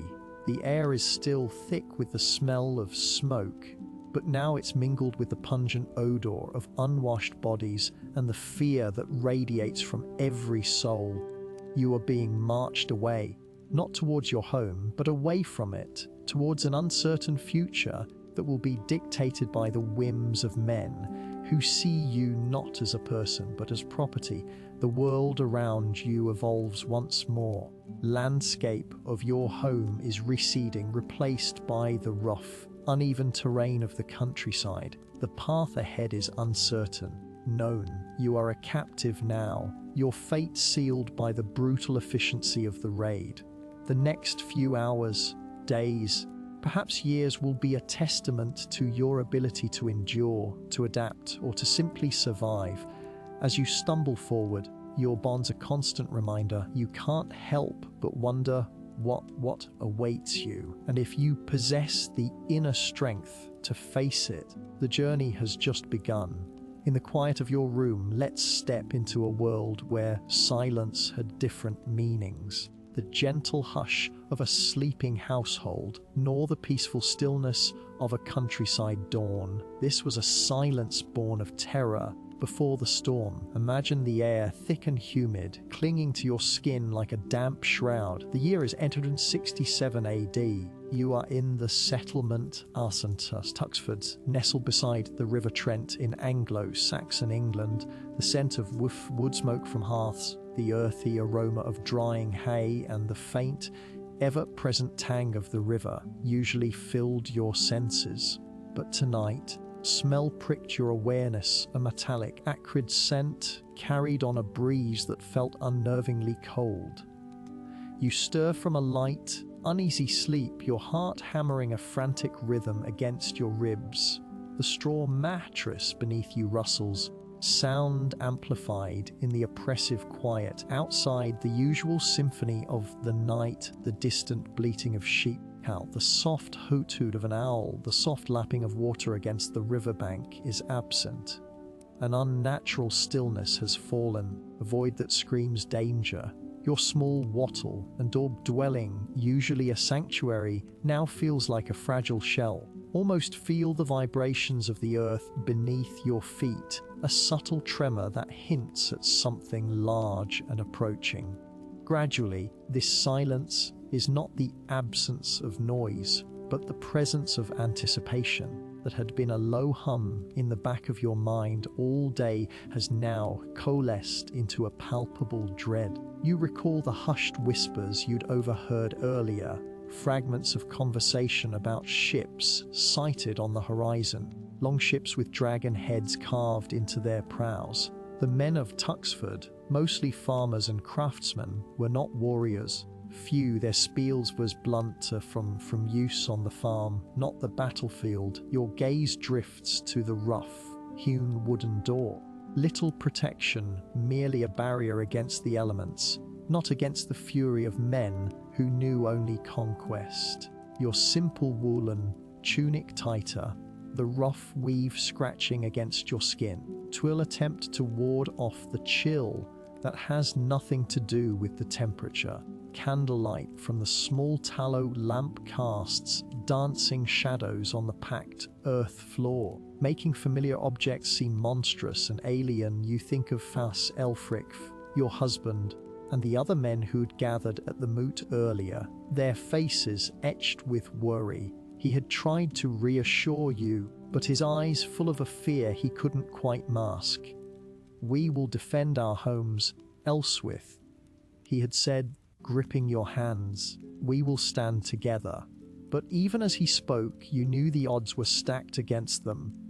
The tales of the great heathen army advance across the land since their arrival in East Anglia in 865 were no longer mere stories. They were a looming. The first sounds begin subtly, a distant, guttural shout swallowed by the night, then another, closer, on metal, sharp and jarring. Your breath catches in your throat. You can almost taste the dust and fear in the air. With a chilling certainty that the men of Tuxford are not holding the line. The sounds are not of a pitched battle, but of a desperate. You hear the splintering of wood, the horrifying shriek of a woman, a sound that freezes your blood. This is what you feared most. While the men might face death in combat, the women faced something far worse. Focus on the battles, the kings, the territorial gains. But what of those left behind? What of the women, the elderly? You press yourself against the cold wall, your knuckles white as you grip the rough timber. You can hear the thud of heavy boots, the guttural shouts in a language you don't understand but whose intent is terrifyingly clear. Dwelling is suddenly ripped open. not with a polite knock, but with brutal force. A hulking figure, silhouetted against the flickering torchlight from outside, fills the doorway. His face is obscured by a helm, but his eyes, a predatory light, fix on you. The smell of sweat and something foul, like stale beer and unwashed wool, assaults your nostrils. Male shirt the rings, clinking with his movements, and carries a formidable axe, its edge glinting wickedly. Whiff, he bellows, his voice a coarse roar. You can't move, your legs are like lead. Your mind races, desperately searching for an escape, a weapon, anything. Homespun fabric of your tunic offers no protection. Your bare feet are cold against the packed earth. You can hear the sounds of violence erupting all around your small home, the cries of your neighbors, the shattering of pottery, the frantic bleating of terrified livestock. You remember Icy Edgeth, the widow who lived a few doors down, offering little resistance. What had happened to her? The thought is a fresh wave of terror, her quiet strength, her resilience. Now, you can only imagine her fate. The raider takes a step into your dwelling, his heavy boots crushing the simple rush matting you'd laid out. He reaches out a hand, calloused and rough, towards you. You flinch, pressing yourself further against the wall. The air is thick with the smell of burning thatch, a new, acrid scent that stings your eyes and throat. Come, he commands, his voice laced with impatience. He grabs your arm, his grip like iron. You cry out, a choked gasp as he yanks you from the relative safety of your home. The cold night air hits you, a horrifying sounds of the raid in full force. You see flashes of fire, hear the screams of the dying, the triumphant roars of the attackers. Gradually, you realize the true horror of your situation. This isn't about combat. This is about subjugation, about being treated as property, as chattel. The men who fight are killed or enslaved to be sold. For what purpose? The whispers you'd heard spoke of a harsh life, of forced labor, of a fate far worse than death. Your will, your very existence are no longer your own. You see other women being dragged from their homes, contorted with fear and despair. Some fight, scratching and biting, but they are quickly subdued. Others are simply numb, spirits already broken. You catch the eye of A's Agnes, a young woman from the next homestead, her hair disheveled, wide with terror. She mouths your name, a silent plea before being roughly shoved forward. You are forced to walk, rather debris, the rough ground tearing at your feet. The raiders, a terrifying spectacle of leather, mail, and brute force, surround you, their taunts and laughter echoing through the night. The smell of fear is now a universal perfume, mingling with the smoke and the stench of violence. You can feel the rough fabric of your tunic snagging on thorns and sharp edges as you are herded towards the river bank, where the longships await, their dark hulls like hungry predators. You think about the food you'd prepared for the evening meal, the simple stew of leeks and barley. You think about the small wooden comb you'd kept by your sleeping mat.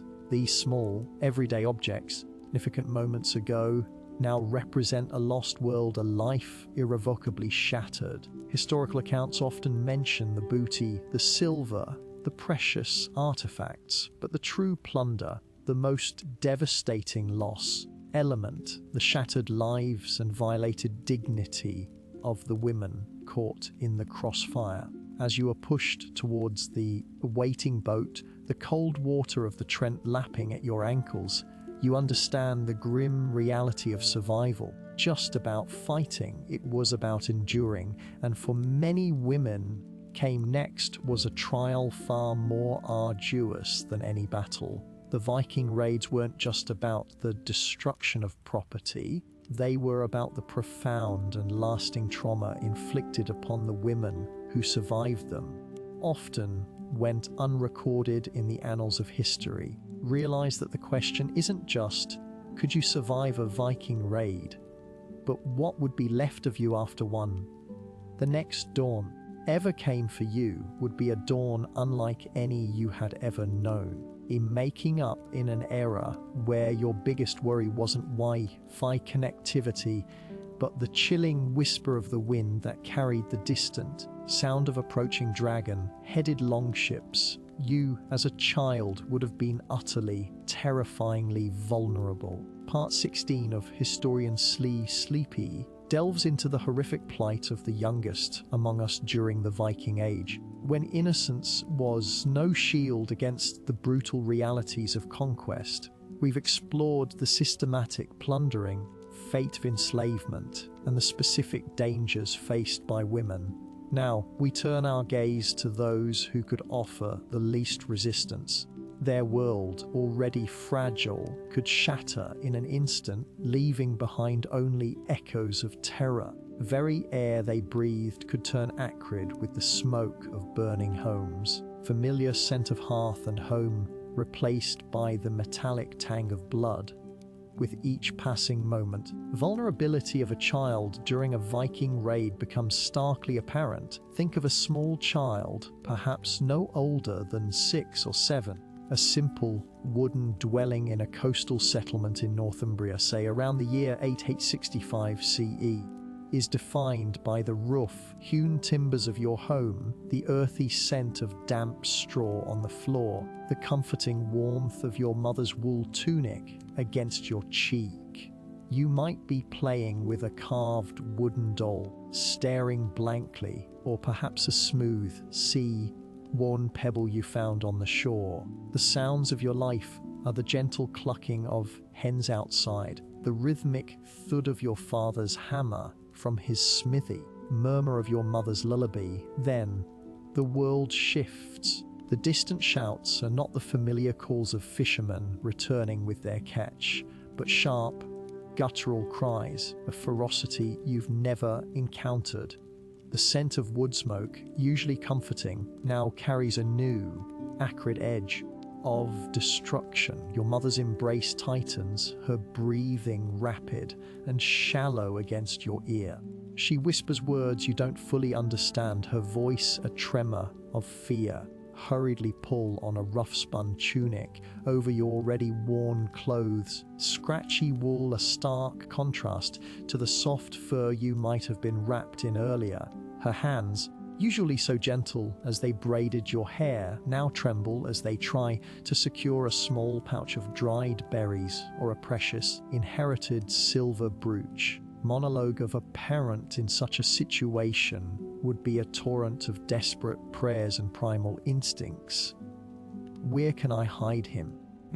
The raid on Lindisfarne in 793 CE, the very first recorded Viking attack on England, a stark reminder of the suddenness and brutality. While Edgith, a fictional character we might imagine, an adult woman capable of some resistance or flight, a young child is entirely dependent. Desperately trying to shield her infant, her heart a drumbeat against the child's fragile skull, listening to the splintering of wood and the screams that grow ever closer, the metallic clang of swords, the grunts of exertion, the sickening thud of impact. These sounds would be etched into her memory, and perhaps, if they survived, into the child's as well. The physical descriptions of the environment would transform from familiar to terrifying. That sturdy wooden door, the chill North Sea wind, would become a flimsy barrier against the onslaught.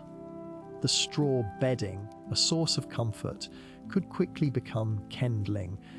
The very air would fill with the stench of burning thatch, our smell of spilled oil, and the coppery scent of fresh blood.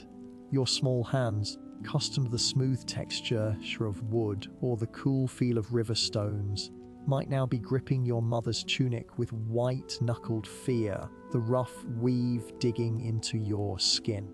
The heat of the flames licking at the edges of your vision. Hear the crackle and roar of destruction, and taste the bitter ash that fills your mouth. Let's consider a specific scenario. Imagine a small settlement on the coast of East Anglia, south of the River Orwell. Sometime in the late 9th century, you are a boy named Aethurad, perhaps 8 years old, is a fisherman. Your mother spins wool. Your home is a simple wattle and daub structure thatched with reeds, single room where your family sleeps and eats. You might have spent the morning helping your mother gather firewood, autumn air filling your lungs, the damp earth cool beneath your bare feet. Seen the familiar sight of your father's fishing boat bobbing in the small harbour, its sail furled. Suddenly is raised. A guttural horn blast echoes across the water. Your mother snatches you up, her face a mask of terror. She doesn't have time to grab anything precious, only you. She might try to hide you in a shallow cellar beneath the house. Burlap sack over you, whispering, "Stay quiet, Aethald, stay quiet." What you hear. The sounds that follow would be overwhelming. The thunder of heavy boots, the clash of steel, the screams of your neighbors. You might hear the cries of animals, the panicked bleating of sheep, terrified squawking of chickens, all soon silenced. You could smell the burning wood and thatch, a smell so thick it burns your throat. Crack in the sacking, you might glimpse flashes of firelight and perhaps the glint of metal, as figures dressed in furs and leather move through the ruins of your home. Might have occurred in the frantic moments before hiding. Your mother, her voice a desperate whisper, might say, "They find us, Aethura, do not cry out, be brave, for your father." You might respond with a small, frightened nod, your eyes wide with a fear you cannot articulate. You might feel the rough texture of the sack against your face, smell of the cellar filling your senses. The sounds of destruction would be amplified in the confined space. Shout a fresh wave of terror. I discovered in archival fragments from the Anglo-Saxon Chronicle that settlements were often targeted for their perceived wealth. Human cost, especially for the most vulnerable, was immense. It wasn't just about stealing goods. It was about subjugation and terror. The Vikings, often depicted as solely raiders, were also settlers and traders, but during a raid, was on plunder and dominance. The sheer helplessness of a child to defend themselves or understand the full scope of the violence is a chilling aspect of this history. A stark contrast to our modern world where child protection laws and emergency services are in place. Imagine your own child, being thrust into such a scenario, the psychological impact of such an event, the trauma of witnessing such violence and destruction at such a young age would be profound and long-lasting. With each passing moment, the silence that follows the raid would be as terrifying as the noise. The smoke would still sting your eyes, the acrid smell lingering. Familiar sounds of the village would be gone, replaced by the crackling of dying embers and the mournful cry of the wind. You might feel the damp chill seeping into your bones, your small stomach rumbling with hunger. The rough sack would still be a barrier, but now it would feel like a prison, a shroud of fear. The absence of your mother's comforting presence would be the most profound silence of all. As the immediate chaos subsides, the children who survived the initial onslaught would begin. The loss of parents, the destruction of homes, and the ever-present threat of further violence would become their new reality. This experience, etched into their young minds, would shape their lives in ways we can scarcely comprehend. The vulnerability of these children is a crucial element in understanding the full devastation wrought by Viking raids, a testament to the fact that in this era, survival was a constant, precarious struggle, especially for the young. The silence that descends after the raid is not a peaceful one, but a heavy, suffocating blanket of loss and uncertainty. It's a silence that speaks volumes about the lives that have been extinguished, the homes that are now ashes, certain future that awaits those who remain. This stark reality sets the stage for the next chapter. Explore the arduous journey of survival for these orphaned and displaced children. Primary sources reveal details that will change how you see this entire period. We've explored the grim realities of enslavement, specific dangers faced by women, and the terrifying vulnerability of children during Viking raids. Now, into the invisible armor people donned, the psychological bulwarks erected against the unimaginable terror, profound influence of faith and superstition. Imagine yourself huddled in a damp, straw-filled corner of a dwelling, with the scent of fear, wood smoke, and unwashed bodies. Shouts of the raiders echo from beyond the flimsy wooden walls, a sound that chills you to the bone. In such moments, it wasn't just the desperate hope of physical escape, it was the desperate hope of divine intervention, the appeasement of unseen forces that might spare you, your faith or your fear of the unknown, a survival tool as any sharpened axe or sturdy shield. The passage of time reveals how deeply ingrained these beliefs were in the fabric of everyday life, intensified during times of extreme crisis. For the Anglo-Saxons and the Franks, the primary targets of these Norse onslaughts, Christianity offered solace and a framework for understanding the world. But it was a faith often intertwined with older, animistic superstitions, a potent blend that shaped their reactions. You might have clutched a small, crudely carved wooden cross, its surface worn smooth by your anxious fingers. Perhaps you'd whispered a familiar prayer, the words a desperate plea for protection from saints and angels. The sounds of the raid, the splintering of wood, the screams of metal on metal would have amplified your prayers, turning them into desperate, fervent incantations. Consider the evidence found in excavated burial sites. Alongside the deceased, archaeologists often uncover small, personal talismans, always overtly Christian symbols. You might find polished stones, animal teeth, or intricately carved bone amulets to ward off evil spirits, to bring good luck, or to imbue the wearer with strength. During a raid would have been clutched with a ferocity born of pure terror. You might have seen your neighbor, a life-frick farmer, usually stoic and reserved, frantically tying a strip of red wool around his arm, superstition believed to deflect blades. His wife Aegith might have been chanting an old rhyme, a fragment of a pagan blessing.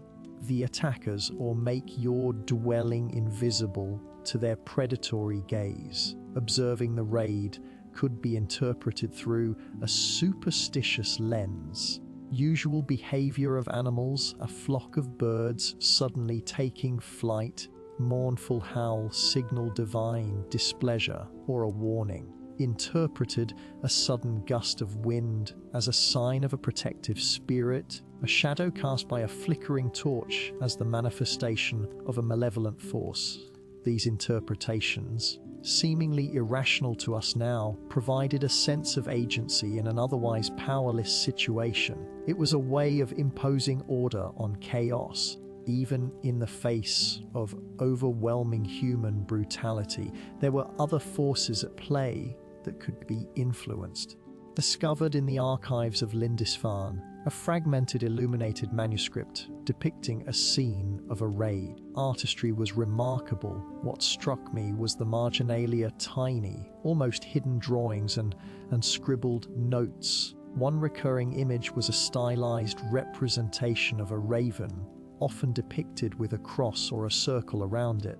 This wasn't just artistic flourish, it was a visual representation of deeply held beliefs about the raven as a messenger, a creature that could travel between the worlds of the living and the dead, potentially carrying prayers or warnings. seen a raven circling overhead during the raid, its core a chilling omen, and felt a surge of dread. Presence as a sign of impending doom. Let's imagine a specific scenario, sheltering with a small group in the crypt of a partially ruined church, the scent of damp earth and old incense clinging to the air are muffled but constant. A young boy, no older than 8, begins to cry, his fear palpable. His mother, streaked with dirt and tears, gently strokes his hair. "Hush, little one," she whispers, her voice trembling, "watching over us. And look," she pulls a small, smooth grey stone from her pouch. This stone was blessed by Father Michael. Away. The boy clutches the stone, its coolness a small comfort against his feverish skin. You too sought out such tangible links to the divine, a small piece of the sacred to hold onto amidst the desecration. Selves, while often portrayed as purely pagan warriors, also carried their own set of beliefs and superstitions. Believed in fate, in the Norns who spun the threads of destiny. They also invoked the gods before battle, seeking their favor.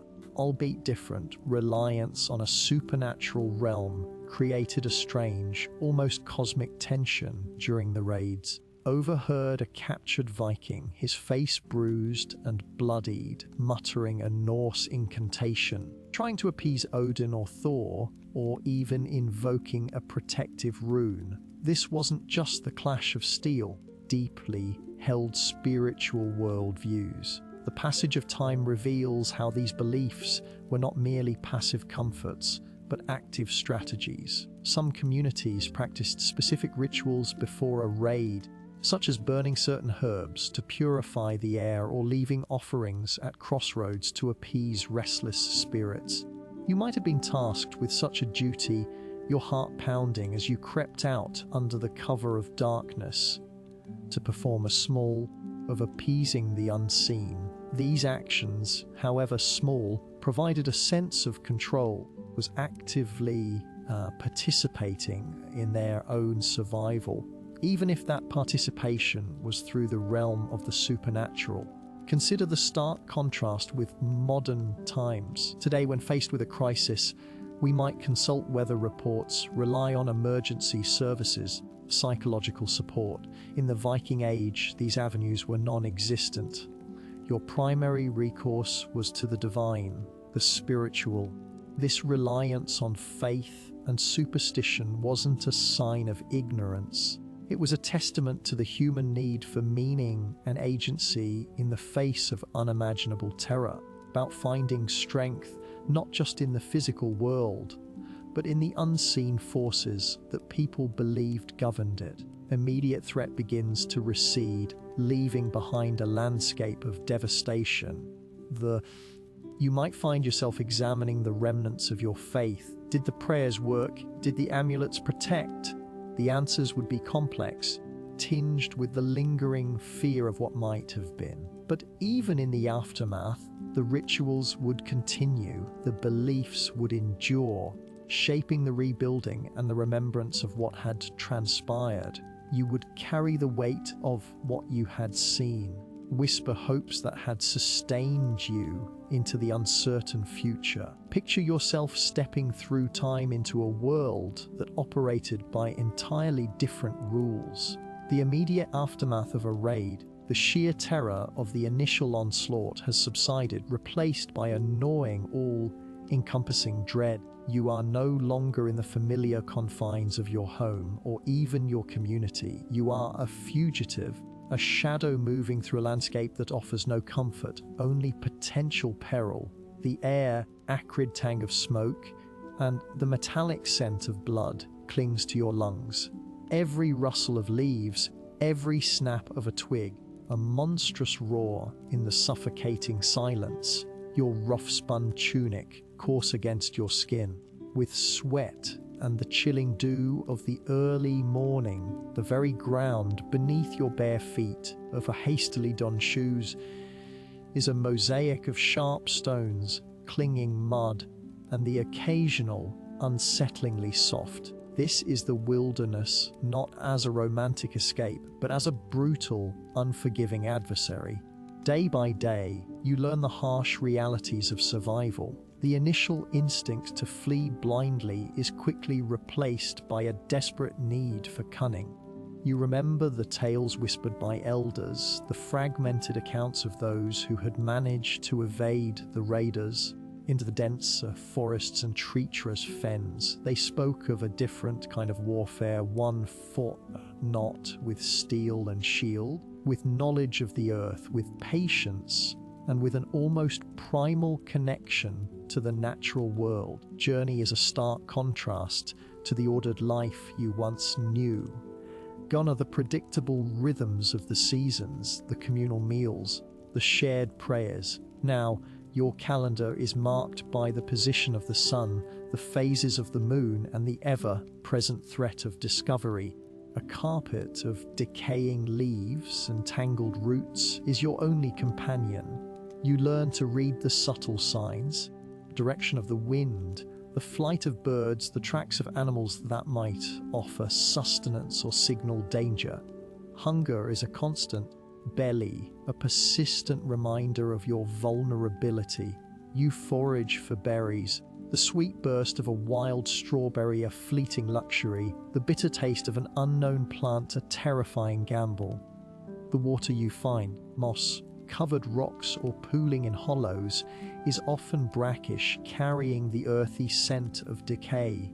You drink it anyway, cool liquid a lifeline, but always with a prayer that it won't bring a swift and agonizing sickness. You might encounter others, their faces etched with the same fear and grim determination. Perhaps a lone woman, her child clinging to her skirts, or a grizzled man, his eyes darting nervously into the shadows. Trust is a rare commodity, a fragile bloom in this harsh soil. You recall a conversation with a man named Del Thalrod, a hunter who had been caught on the fringes of the raid. Good place to hide, lass. He'd rasped, his voice raw from fear and exposure, his hand clutching a crudely fashioned spear. Also a good place to die. You got to know what they'll give you? He had shown you how to identify edible mushrooms, how to fashion a rudimentary snare for small game, silently blending into the dappled light. The raiders, they want what's easy, he'd explained, fixed on the distant smoke plumes. They want the settlements, the easy plunder. They don't want to chase ghosts through the trees. If they smell weakness, you learn to build shelters, not grand structures, but humble lean toes of branches and leaves, the wind, and conceal your presence. The damp earth becomes your bed, the rustling leaves your lullaby. You shiver through the nights, the cold seeping into your bones, the fear of discovery a constant companion. Sleep is a fitful thing, nightmares of roaring flames and the glint of steel. You wake with a gasp, your heart hammering against your ribs, voices of your loved ones echoing in your ears. Day by day, you learn to adapt. You observe the patterns of the raiders, their habits. You learned to distinguish the heavy tread of their boots from the lighter steps of the forest creatures. That the raiders, for all their ferocity, are often ill-equipped for prolonged pursuit in the dense wilderness. Their armor, open combat, can be a hindrance in thick undergrowth. Their focus remains on the spoils of war, on the readily available resources of settled communities. The vast, untamed landscape becomes your ally. That can swallow you whole, rendering you invisible. I discovered in the archives of a minor monastic settlement preserved fragments of personal accounts. Successfully fled often did so by exploiting the very wildness the raiders disdained. One such account, named Edgith, describes her harrowing escape from a raid on a coastal settlement in 866 AD. hiding for days in a dense thicket, subsisting on foraged roots and rainwater collected in large leaves. Sea brought them. She recorded her script shaky. But the land hid me. The wolves howled and the raiders shouted. The forest held its breath, and so did I. Her words paint a vivid picture of the constant tension, the overwhelming sensory input, the sheer willpower required to simply endure. You realize that survival isn't about fighting back, not in the conventional sense. Becoming a part of the wilderness, about shedding the trappings of civilization and embracing a more primal existence. You learn to move like a shadow, to listen with the acuity of a hunted animal, to find sustenance where others would starve. Understanding of convenience, of readily available food and shelter is utterly irrelevant. Is a world where survival is a raw, visceral struggle, a testament to the resilience of the human spirit, a stark reminder of its fragility. Even find yourself comparing this to the modern anxieties of being lost without a signal on your phone, inconvenience compared to the immediate threat of death that permeates your every breath here. Overwhelming success of the raiders in many instances, as evidenced by the sheer devastation described in historical chronicles, underscores how few truly had the skills or the fortitude to escape into the wild and survive. It wasn't a matter of simply running. It was a matter of transforming into something else, something that could subsist on the margins, unseen and unheard. Begins its slow ascent, casting an ethereal glow through the dense canopy. You find a small, sheltered hollow. The scent of damp earth and pine needles fills the air. Your body achers with a wariness that goes beyond mere physical exhaustion. You close your eyes, the sounds of the night, the hoot of an owl, of something unseen, a constant reminder of the precariousness of your existence. The journey is far from over. The wilderness, while offering a chance, also holds its own unforgiving challenges. You wonder what new trials the dawn will bring, and whether you have the strength to face them. The archaeological evidence tells us stories that Hollywood never bothered to explore. We see the splintered timbers of longships, the scattered remnants of shields and swords, the scorched earth where homes once stood. But what we often miss are the whispers of those who didn't fight, the ones who scrambled, who hid, who ran. Part delves into that desperate, often unrecorded instinct for survival when the thunder of Viking boots shook the very foundations of their world. Not a warrior in this narrative, but a soul caught in the tempest. Differently, when the air thickens with the scent of salt spray and the guttural roar of a foreign tongue, imagine, if you will, 867 AD. You are not in some grand hall, but huddled in the damp, earthy confines of a root cellar beneath a small settlement along the East Anglian coast, perhaps near the settlement of Northwick, modern-day Norwich. Hewn wooden supports press against your back, the chill seeping through your homespun tunic. From coarse wool that chafes your skin, the air is heavy with the damp smell of stored turnips and the faint metallic tang of fear. You can hear the cacophony, a terrifying symphony of splintering wood, panic shouts, of axes against flesh. Your hands shake as you grip a small, smooth stone, object you've carried since childhood.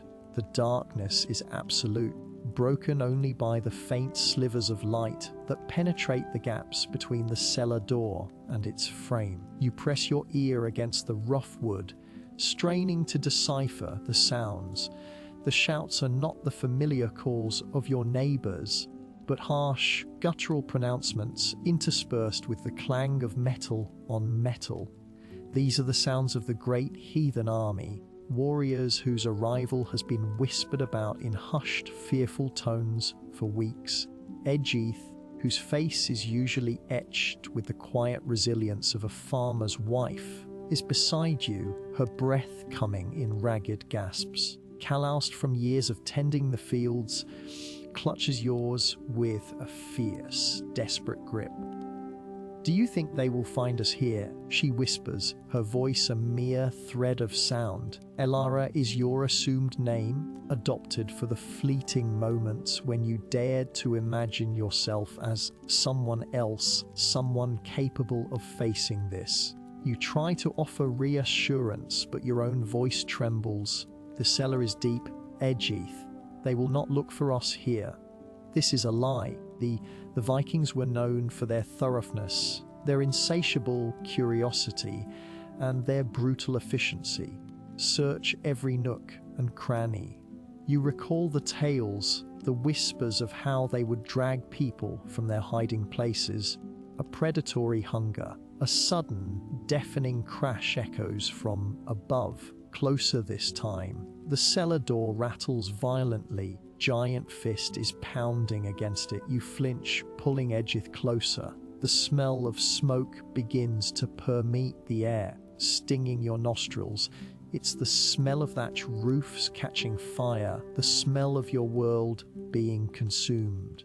I discovered in archives, through fragmented monastic chronicles written years later, that many settlements were simply obliterated.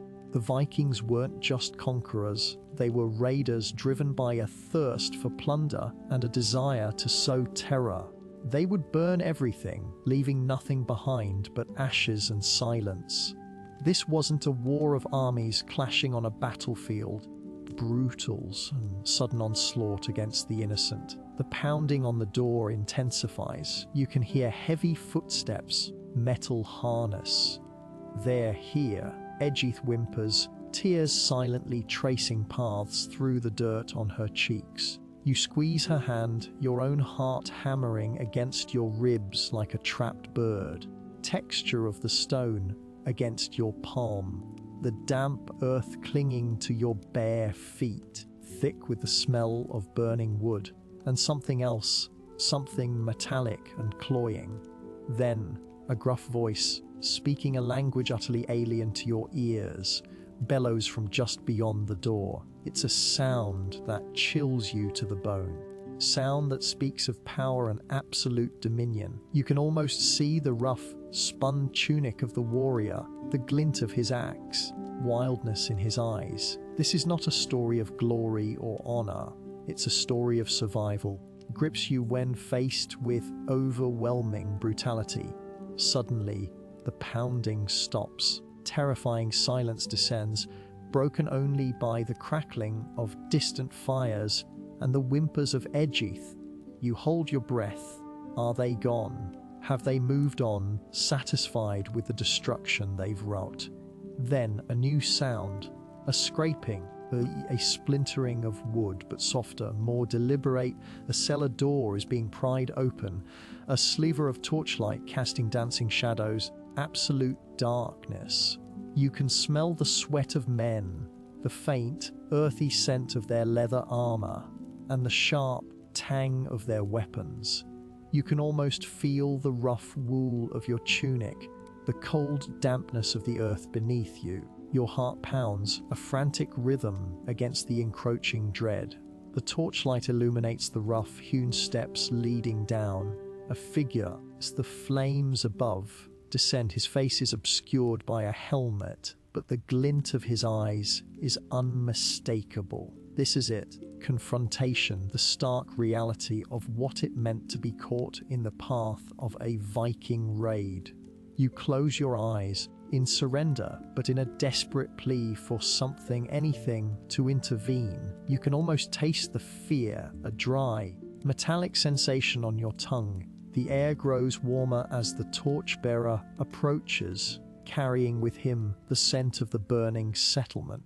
Must now shift, for the true story of survival is not always in the fighting, it's before and after the inevitable clash. How did one escape the immediate aftermath? What happened to those who hid? But the answers lie in the quiet, often overlooked details of daily life that were so brutally interrupted. Your smartphone weighs more than some of the most precious possessions of this era. Consider the weight of your device, a sleek rectangle of glass and metal humming with latent power. Now, imagine a life where the most valuable items were crafted from bone, imbued with the labor of seasons and the sweat of generations. This is the stark contrast we must bridge as we delve into the fragile existence of those who lived through the brutal realities of Viking raids. Survival was not a given, but a desperate, hard-won victory. We've seen the fear, the chaos of desperate resistance. Now we witness the aftermath, the costly triumph of those who, against all odds, managed to endure the air in the hastily dug trench, still tasted of damp earth and the metallic tang of fear. You, a handful of others from the ravaged settlement of Lindisfarne, huddled together, stolen torch, casting long, dancing shadows against the rough, hewn timbers of the makeshift shelter. The silence, thunderous roars of the Norsemen, and the desperate cries of the fallen was almost more terrifying. It was a silence pregnant with loss, with the gnawing realization of what had been taken, wool of your tunic scratching against your skin, a familiar discomfort that now seemed a luxury. Your hands of labor still trembled as you clutched a salvaged piece of bread, dry and tasting faintly of ash. The scent of wood smoke, once a comforting aroma, now carried a sinister undertone, the ghost of burning thatch and timber. A whispered voice, hoarse with exhaustion, broke the stillness. It was Brother Thomas, his tonsured, head bowed, serene face etched with a profound weariness. His saffron-dyed robes were torn and stained. You nodded. Too tight to speak. You had seen them, giant men, their beards braided with silver rings, their eyes like chips of ice. The sheer ferocity, the alien guttural sounds of their language had been as terrifying as the glint of their steel axes. Remembered the clang of metal on metal, the sickening thud as weapons found flesh. You remembered the desperate scramble, the instinct to flee, to hide, to simply not be there. The routine becomes familiar as you assess the damage, grim inventory of what remains. The communal hall, once the heart of your small community, was now a skeletal ruin, its roof collapsed, blackened and smouldering. The precious illuminated manuscripts, painstakingly copied by generations of monks, were either gone for their gold leaf or reduced to charred fragments. The relics, the sacred objects that offered solace and connection to the divine, were scattered or desecrated. Even the simple, the scythers, the plowshares, the spinning wheels were either broken or missing, raiders to be reforged or simply because they were valuable. They took the chalice. Brother Thomas murmured, barely audible, the one gifted by King Oswald himself.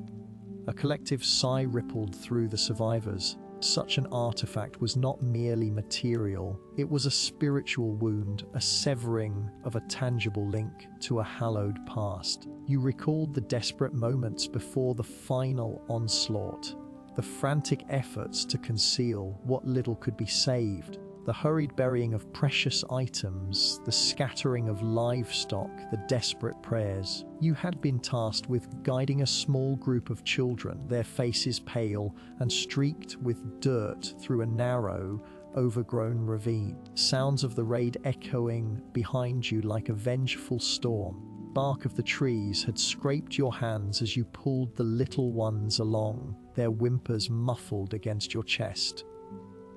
The cold beneath your bare feet had offered a strange, grounding sensation amidst the terror. The passage of time reveals the true cost of survival. Days blurred into a monotonous cycle of scavenging for edible roots, boiling brackish water, and keeping watch. The constant gnawing of hunger was a dull ache, a constant reminder of your vulnerability. You learn to identify the calls of birds not for their beauty, but for the potential sustenance they represented, to distinguish the rustle of a foraging animal from the stealthy approach of a lingering threat. One evening, shared a meager meal of boiled nettles and dried berries. A grizzled man named Alaric, his face a roadmap of past struggles, spoke of his own narrow escape. I hid in the old well, he rasped, his voice rough as coarse wool, beneath the thick reeds. The water was icy, but I could hear their boots pounding above. They were so close I could smell the sea on their breath. He paused. I thought my time had come, but they moved on. They always move on, easier prey. This was the brutal calculus of these raids' survival, often meant abandonment. Behind those who couldn't flee, those who were too old, too young, or too wounded. Logical evidence tells us stories that Hollywood never bothered to explore. Quiet moments of survival that the true resilience of humanity shines. I discovered in archives, specifically the fragmented accounts from the Anglo-Saxon Chronicles, that such raids were not isolated incidents, a systematic wave of terror that reshaped the social and political landscape of Britain. Van Raid of 793 AD was a watershed moment, a brutal awakening to a new era of conflict. But survival, as you are experiencing, about grand heroic battles for most. It was about the quiet, persistent refusal to yield. You remembered the quiet determination of Elara, a young woman who, despite the loss of her family, salvaged a few precious seeds from their garden. She had found a secluded patch of fertile soil, overhang of a cliff, and with painstaking care, she began to cultivate them. Her hands, though trembling with grief, a steady purpose. She spoke little, but her actions were a powerful testament to hope. We must plant, she had said simply, her eyes fixed on the dark earth. If we do not plant, we have truly lost. This act of creation, in the face of utter destruction, defiant whisper against the roar of the Vikings, it was a declaration that life, however fragile, would persist. Smartphone, a marvel of modern engineering, feels absurdly heavy in your pocket. It holds more information, more connections, more potential than anything these survivors could have ever conceived. Yet, in this moment, surrounded by the ghosts of what was and the stark reality of what remains, you understand that the true weight lies not in the technology for endurance, the ability to withstand, for to adapt, to find a flicker of hope in the deepest darkness. You have survived, both visible and unseen, will remain. The question now is, what will you rebuild? The memory of Elara planting her seeds, a small act of defiance against an overwhelming tide of destruction, lingers in your mind. It's a quiet promise, a seed of possibility in the ashes of despair, and it hints at the next crucial stage of your journey, not just survival, but the arduous, uncertain path of rebuilding. Paint a picture that's both more mundane and more extraordinary than any dramatic retelling, glorious battles, but of the quiet, gnawing aftermath. Imagine, if you will, the clang of steel or the roar of fire, but to a silence so profound it screams. It's the silence that descends after the storm has passed, the silence of a world irrevocably altered, still in the relative safety of the deep woods, the scent of damp earth and pine needles a constant, comforting presence, a stark contrast to acrid smoke that still, faintly, clings to your rough-spun tunic. Your hands, the ordeal of fleeing, now grip a shard of wood, a makeshift tool. As you try to fashion a crude shelter from fallen branches, the taste of fear, metallic and bitter, lingers on your tongue, sensation that no amount of water from the nearby stream can wash away. Your understanding deepens as you begin to piece together the fragmented reality of survival, the raid on your coastal settlement, Lindisfarne in the late 8th century, perhaps the infamous attack of 793 AD, has left scars far deeper than the physical ones. Escape, like yourself, find themselves adrift, the familiar rhythm of daily life, the tending of fields, the communal prayers within the sacred walls is shattered. The psychological toll is immense. In the haunted eyes of others who huddle around meagre fires, their faces etched with a grief that transcends words. Loss, the sense of security in the divine protection that was once so absolute, weighs heavier than any stolen gold or burned building. You remember the frantic scramble, the cold dread that seized your gut as the dragon ships beached, the shouts in a guttural tongue, the screams of those left behind. You recall Edgeith, her small hand clasped tightly in yours, coming in ragged gasps as you plunged into the unforgiving embrace of the forest.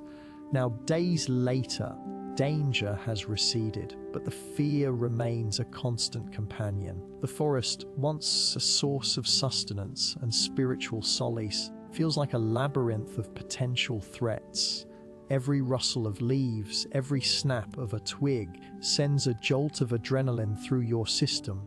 Your vulnerability, your once familiar world, the world of community and shared purpose, reduced to individual survival. Your understanding deepens as you observe the subtle yet profound shifts in your fellow survivors. Petty grievances have evaporated, replaced by a desperate, unspoken solidarity.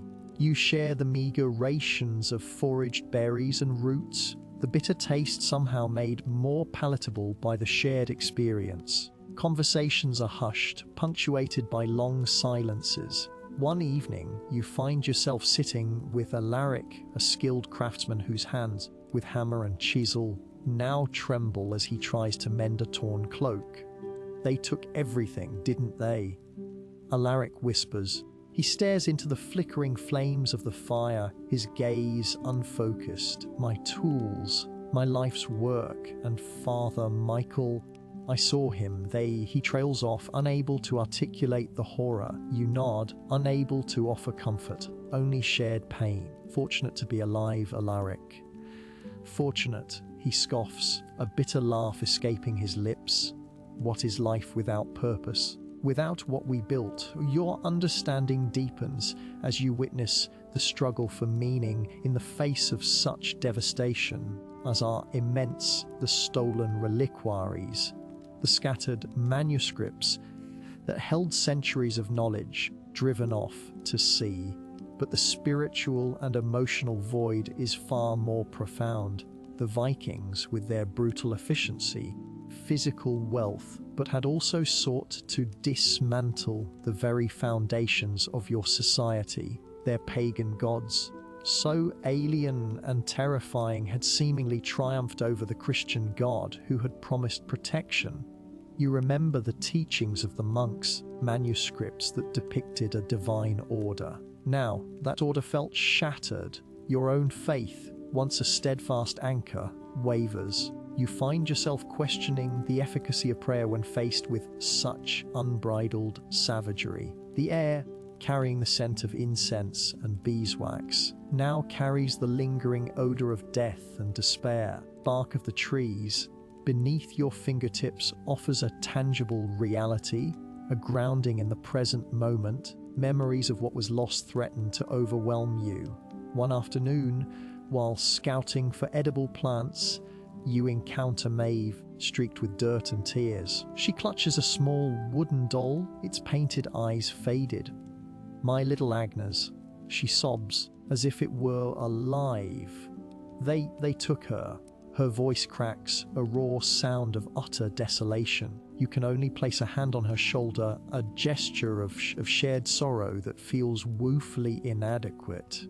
The loss of children and enslavement of the young was perhaps the cruelest blow. It was a violation of the future innocence that left an unfillable chasm.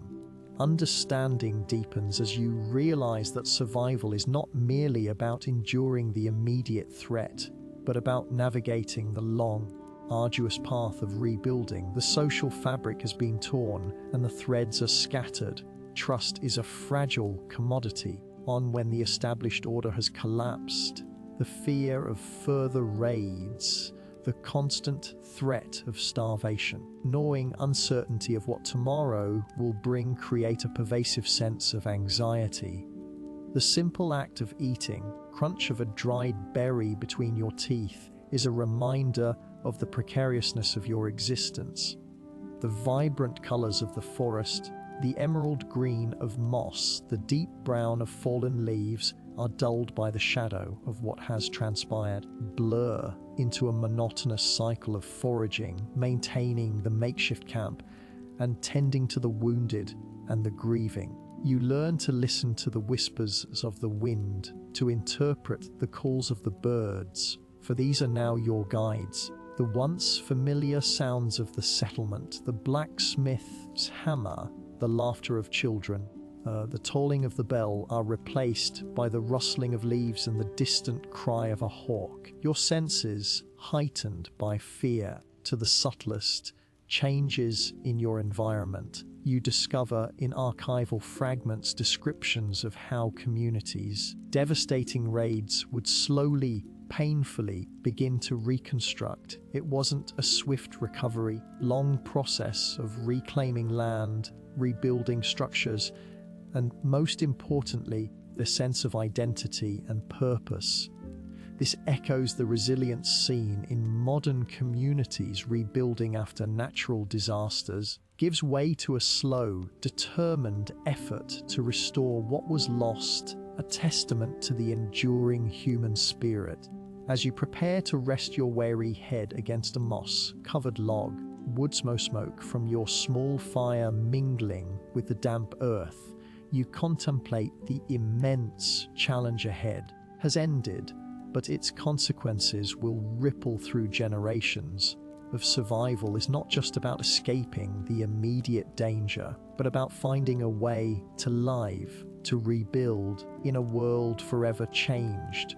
The darkness of the forest presses in, a vast, silent canvas upon which the ghosts of the past and the anxieties of the future are projected. You close your eyes. The image of those terrifying longships a persistent, unwelcome visitor. The path forward is uncertain, a winding trail through the wilderness, and the true test of your resilience has only just begun. Understanding deepens as you realize that the most profound impact of the raid lies not in what was taken, irrevocably altered within the hearts and minds of those who survived. Most people think they understand this historical period, but nothing could be further from the truth. The clang of metal on metal, grid scent of burning thatch, screams that pierce the night. These are the visceral images that Hollywood often conjures when we speak of Viking raids. Sensationalism lies a stark reality, a tapestry woven with threads of survival, resilience, and sheer, unadulterated chance. Yourself as a hardened warrior, a swift defender of your home. But the truth, as we've begun to uncover, is far more nuanced. It's not just about wielding an axe or a shield. It's about a confluence of factors, some within your control. The passage of time reveals that survival wasn't a singular act of bravery, but a complex interplay of preparedness, social standing, and even the whim of the raiders themselves. Consider the simple matter of loss location. A coastal settlement, exposed and vulnerable, presented a starkly different survival calculus than an inland village nestled deep within a protective forest. Masters of the seas could strike with terrifying speed at points accessible by water. For those dwelling near estuaries or navigable rivers, the sound of oars slicing through the water was a harbinger of doom, announced the arrival of the storm. Your chances diminished with every mile of coastline between you and safety. If your home was in the heart of Mercia, for instance, far from the sea lanes that brought the longships, you might breathe a little easier. Threat of overland raids, while less frequent, was still a grim possibility. Passage time reveals that preparedness was a double-edged sword. Did your community have a designated place of refuge? Fortified church, like the stone structures that began to appear in the later Anglo-Saxon period, constructed earthen rampart. The records from Lindisfarne in 793 AD, the first major documented raid, speak of the monks being caught entirely unawares, their monastic treasures, reliquaries, illuminated manuscripts, precious metals plundered with impunity. This wasn't a battle, it was a massacre, a brutal lesson in vulnerability. However, I discovered in the archives of the Asliber Eliensis an account from the monastery of Ely that by the time of later raids, some communities had learned. They had established hidden caches for their valuables, escape routes for their most vulnerable, the elderly, the very young, and the infirm. This foresight to anticipate the threat and act was a significant determinant. It meant that even if the initial assault was overwhelming, revealed to tell the tale. The passage of time reveals that social standing played a critical role. Powerful lord, capable of raising a substantial retinue of armed men, or were you a simple farmer, tilling the soil, your only weapon a scythe or a pitchfork? The historical accounts, the clergy or the nobility, tend to focus on the actions of the elite. We hear of ealdormen like Oswald of Northumbria, who, being outnumbered, attempted to rally his forces. But what of the common folk? Their stories are often lost, relegated to a footnote. If you were a wealthy merchant in a port town, your possessions would make you a prime target, might also enable you to bribe your way to safety or to hire mercenaries. If you were a serf tied to the land, were far more limited. Your survival might depend entirely on the actions of your lord or the mercy of the raiders. The passage of time reveals that our individual skills and attributes were also crucial, though often overshadowed by collective defense. Were you strong, agile, and possessed of a keen mind for strategy? Peasant who knew how to use a hunting bow or a spear could make a difference. The accounts of the defense of Paris in 80-85 AD period demonstrate the impact of determined resistance. While the Vikings eventually withdrew, tenacity of the defenders, even those of lower status, inflicted significant casualties.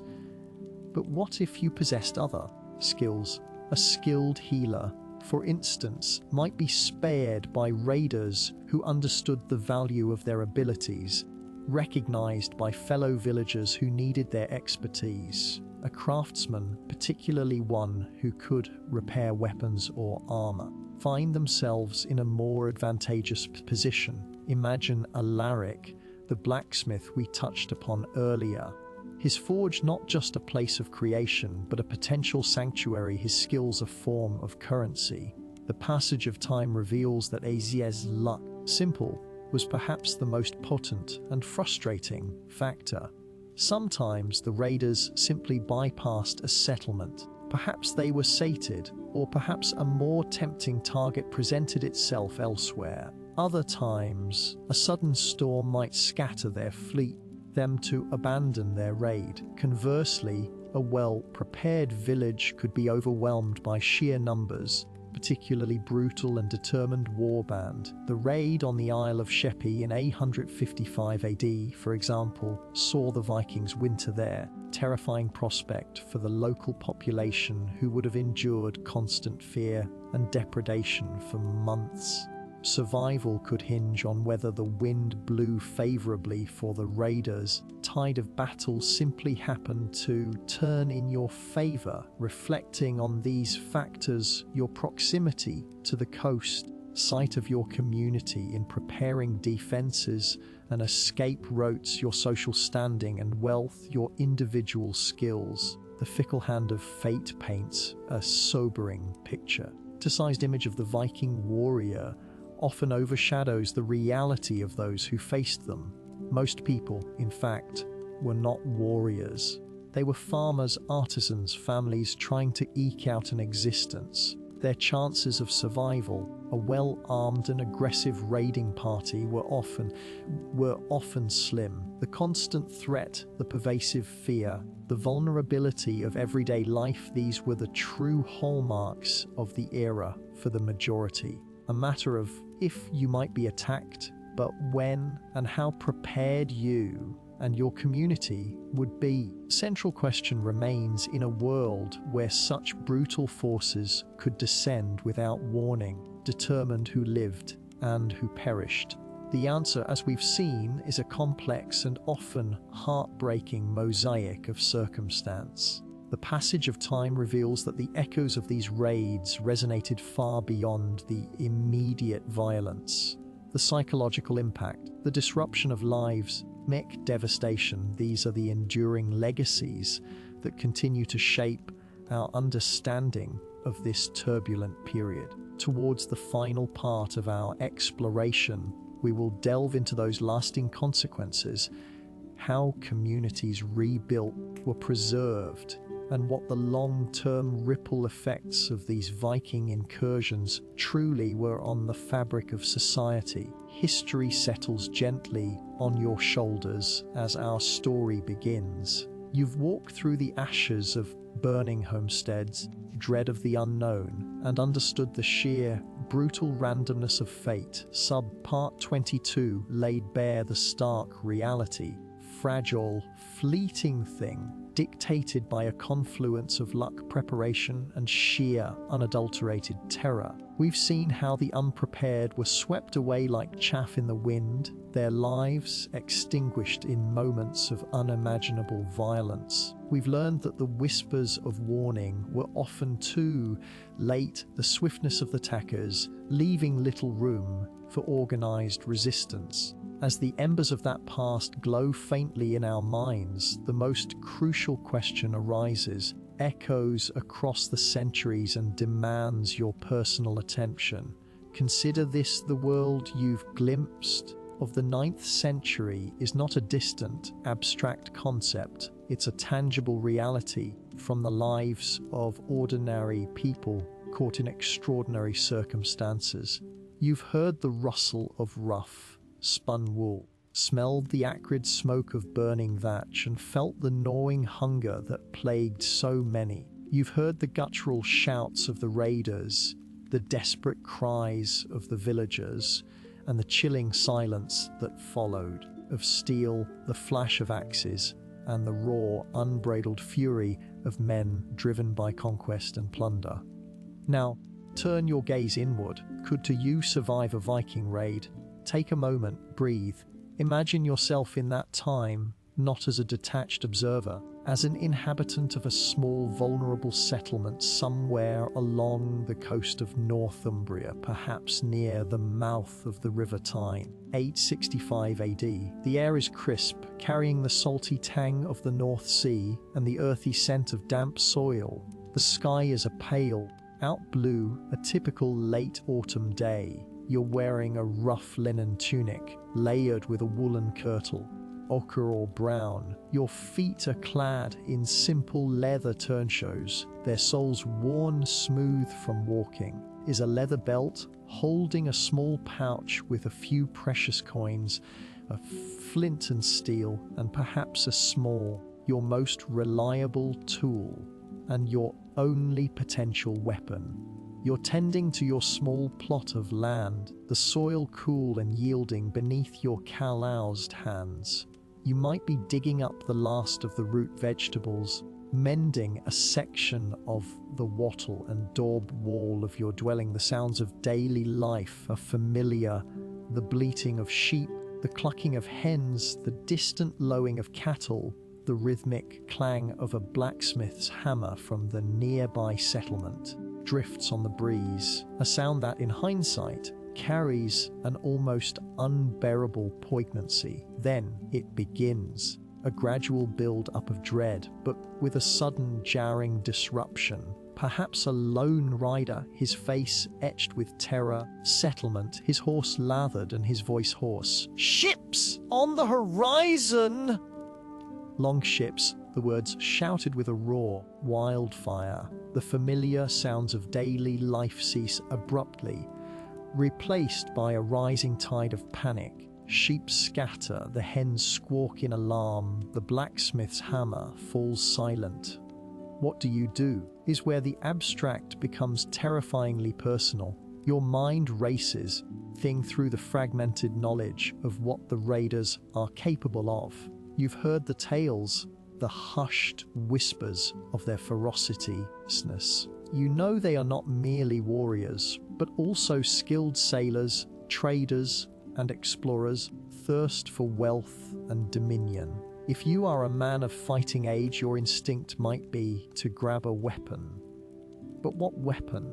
Unwieldy and blunt, a sharpened stake, more likely to splinter than to pierce. The few trained warriors, if any, already at the designated defense points, their shields and spears gleaming dully. Even they are vastly outnumbered and outmatched by the disciplined, battle-hardened Norsemen. If you are a woman or an elder or a child, are even more limited. The instinct is to flee, to hide. But where the settlement offers little in the way of true sanctuary, the few stone structures, perhaps a small oratory or a chieftain's hall, might offer temporary respite, but they are easily breached. The surrounding woods are dense, but the raiders are known for their relentless pursuit. Hiding in a cellar, a hayrick, or a hollow tree, these are desperate gambits, rarely successful against experienced hunters. I discovered in the archives of the Royal Library of Copenhagen a series of fragmented accounts, often found on salvaged vellum scraps, aftermath of such raids. Lee's harrowing passage describes a group of women and children who attempted to hide in a small cave near the coast, be discovered when their terrified whimpers gave them away. The description of their fate, though brief, is starkly chilling. Let's consider a specific scenario. You are a young woman, perhaps named Edgeith, a short distance from the main settlement. You hear the shouts, the growing clamor of alarm leaps into your throat. You see the smoke beginning to rise, not from a hearth fire, but from the direction of the landing site. First impulse is to run back to the safety of the village, to your family, but then you hear the sound of hooves, of running feet, and the guttural, alien language of the attackers. You freeze. Your mind, the mundane tasks of rural life, struggles to process this overwhelming threat. You see figures in horned helmets as a common misconception, but the fear they inspired was very real, clad in mail or thick leather and swords. The air fills with the acrid stench of burning wood and something metallic, something like blood. Fight with what? Your hands are too small, too weak. Possession of potential worth is the simple silver brooch fastening your kirtle, a keepsake from your mother. Do you try to hide? Offers no cover. The sounds of the raid are drawing closer, a terrifying symphony of destruction. The reality of survival sets in. If you are lucky, you escape the initial onslaught. Find yourself fleeing into the wilderness, a solitary figure against a vast and unforgiving landscape. Cultivated skills of your village life, weaving, baking, tending the hearth, are of little use now. Edible plants, of finding fresh water, of navigating by the stars, these become your new vital curriculum. Other survivors, a scattered band of the fortunate few. Conversations would be hushed, filled with fear and uncertainty. Farmer, his face a mask of grim determination, might speak of his lost family. A young man, His arm bandaged with a strip of torn cloth might recount his desperate struggle to escape. A woman might whisper, her voice raw with unshed tears. My husband, my son, and the ornaments my grandmother left me. I saw them toss them into a chest like common trinkets. And another might add, wide with a horror that will never truly fade. The screams, you can never forget the screams, are the most fortunate survivors. Those who managed to escape the initial carnage and the subsequent pursuit would face a grim new existence. They would be refugees, dispossessed, their homes and livelihoods reduced to ashes. They would need to rely on the kindness of distant communities, join the ranks of those who sought refuge in fortified towns or the relative safety of the monastic centers, were not entirely immune to attack. The archaeological evidence I've examined from sites like Lindisfarne and St. Chester Street paints a grim picture of the aftermath. The layers of destruction, the scattered human remains, desperate attempts at defense, it all speaks to a world where life was cheap and survival was a hard one, often temporary. Could you adapt? Could you shed the comforts and assumptions of your modern life and embrace the brutal pragmatization of a survivor? Could you stomach the hunger, the cold, the constant fear? Could you witness unimaginable violence and still find the will to go on? The sheer ingenuity and resilience of those who did survive. They were not necessarily the strongest or the bravest, the most adaptable, the most resourceful. They learned to blend in, to disappear, to rebuild from nothing. They carried the trauma, but they also carried the spark of humanity, the will to endure. Your own survival chances in that moment, thin.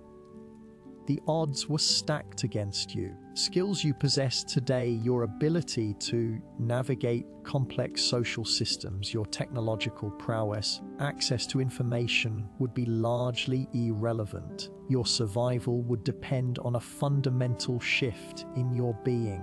To live that transcends learned behaviors. The weight of history is not just in the grand narratives of kings and battles, in the quiet desperation of individuals facing oblivion. As you contemplate your own potential fate, remember that the people of this era were just like you and me, but thrust into a crucible of unimaginable hardship, are a testament to the fragility of civilization and the enduring power of the human spirit. The question remains, have been among the few who endured or the many who perished? The answer, stones and scattered bones of the past, is a stark reminder of how precarious our own existence truly is. I wonder what it would feel like to truly experience life in this distant time, to feel the rough wool against your skin, tinged air, to hear the guttural shouts of men whose lives were a constant gamble. So much time sifting through brittle parchment, deciphering faded ink, piecing together fragments of lives lived and lost. You've walked the spectral paths of those who faced the fury of the Norsemen, feeling the phantom chill of their longships cutting through the grey waters. Subpart 23 left you contemplating the raw, visceral reality of survival, not just the strategic maneuvers of warriors, but the desperate, often futile, of ordinary folk to simply endure. You've stood in your mind's eye on the ramparts of a Saxon stronghold, spray of the North Sea misting your face, the distant cry of gulls a haunting prelude to the terror that might descend. The weight of their choices, their fear, their fleeting moments of courage, all of it has settled upon you. Survival wasn't a guarantee, but a fragile, hard-won privilege. Weeks pass and you discover that the aftermath of a raid was a landscape of shattered normalcy. Imagine emerging from a hidden cellar with the acrid scent of burning thatch and something far more visceral, the metallic tang of blood.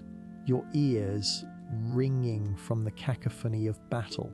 Now pick out the low moans of the injured and the desperate cries of those searching for loved ones. You find yourself in what was once your village, perhaps a place like Londonwick or a smaller settlement along the Thames, a charnel house under a sky that seems impossibly indifferent. You see Edgith, her face smudged with soot and tears, trying to douse the flames consuming her home. Her simple linen tunic, once neatly mended, is now torn and stained.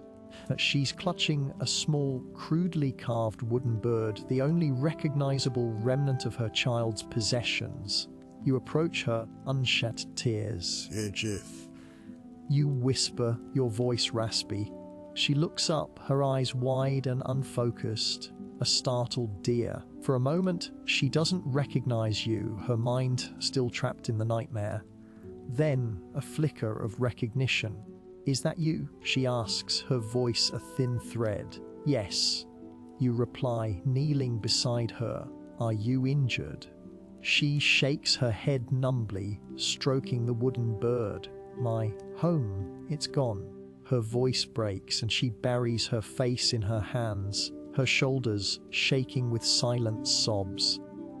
Alaric, her husband, farmer who rarely ventured far from his fields, would have been among the first to try and defend their homes. You know, that many like him were overwhelmed quickly. The Vikings, armed with their formidable Dane axes and swords, seasoned warriors, their raids meticulously planned and brutally executed. The Saxon Fyrd, often composed of farmers called to arms, but frequently outmatched. The weeks pass and you discover that survival wasn't just about the immediate aftermath. It was about the slow, agonizing process of rebuilding, of finding a new normal in a world irrevocably changed.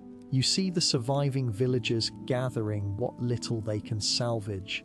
The communal hall, once a place of feasting and storytelling, skeletal ruin, its timbers blackened and charred. The air still carries the faint, lingering smell of wood smoke and something else, something metallic and sickly sweet that you've come to associate with death, yourself sharing a meager meal with a few other survivors. The bread is coarse, whatever grain could be salvaged or foraged, tasting of ash and desperation. The stew is thin, tough roots, and whatever small game could be caught. The silence is heavy, occasional sob or the creak of a damaged building.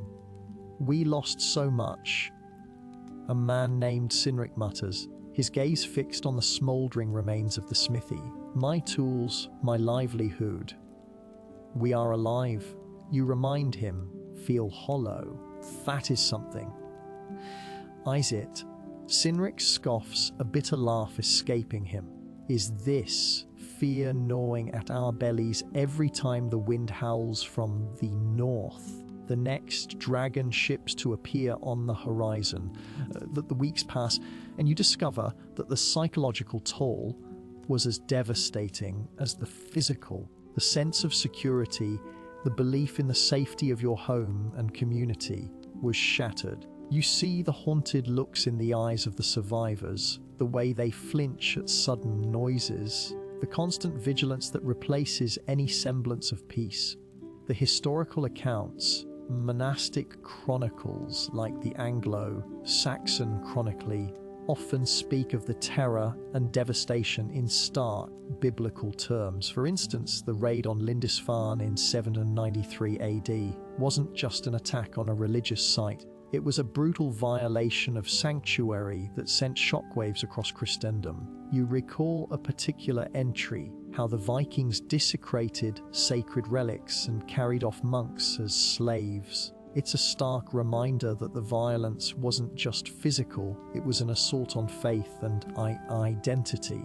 Those who survived the initial onslaught often carried invisible wounds, scars etched onto their souls by the brutality they witnessed.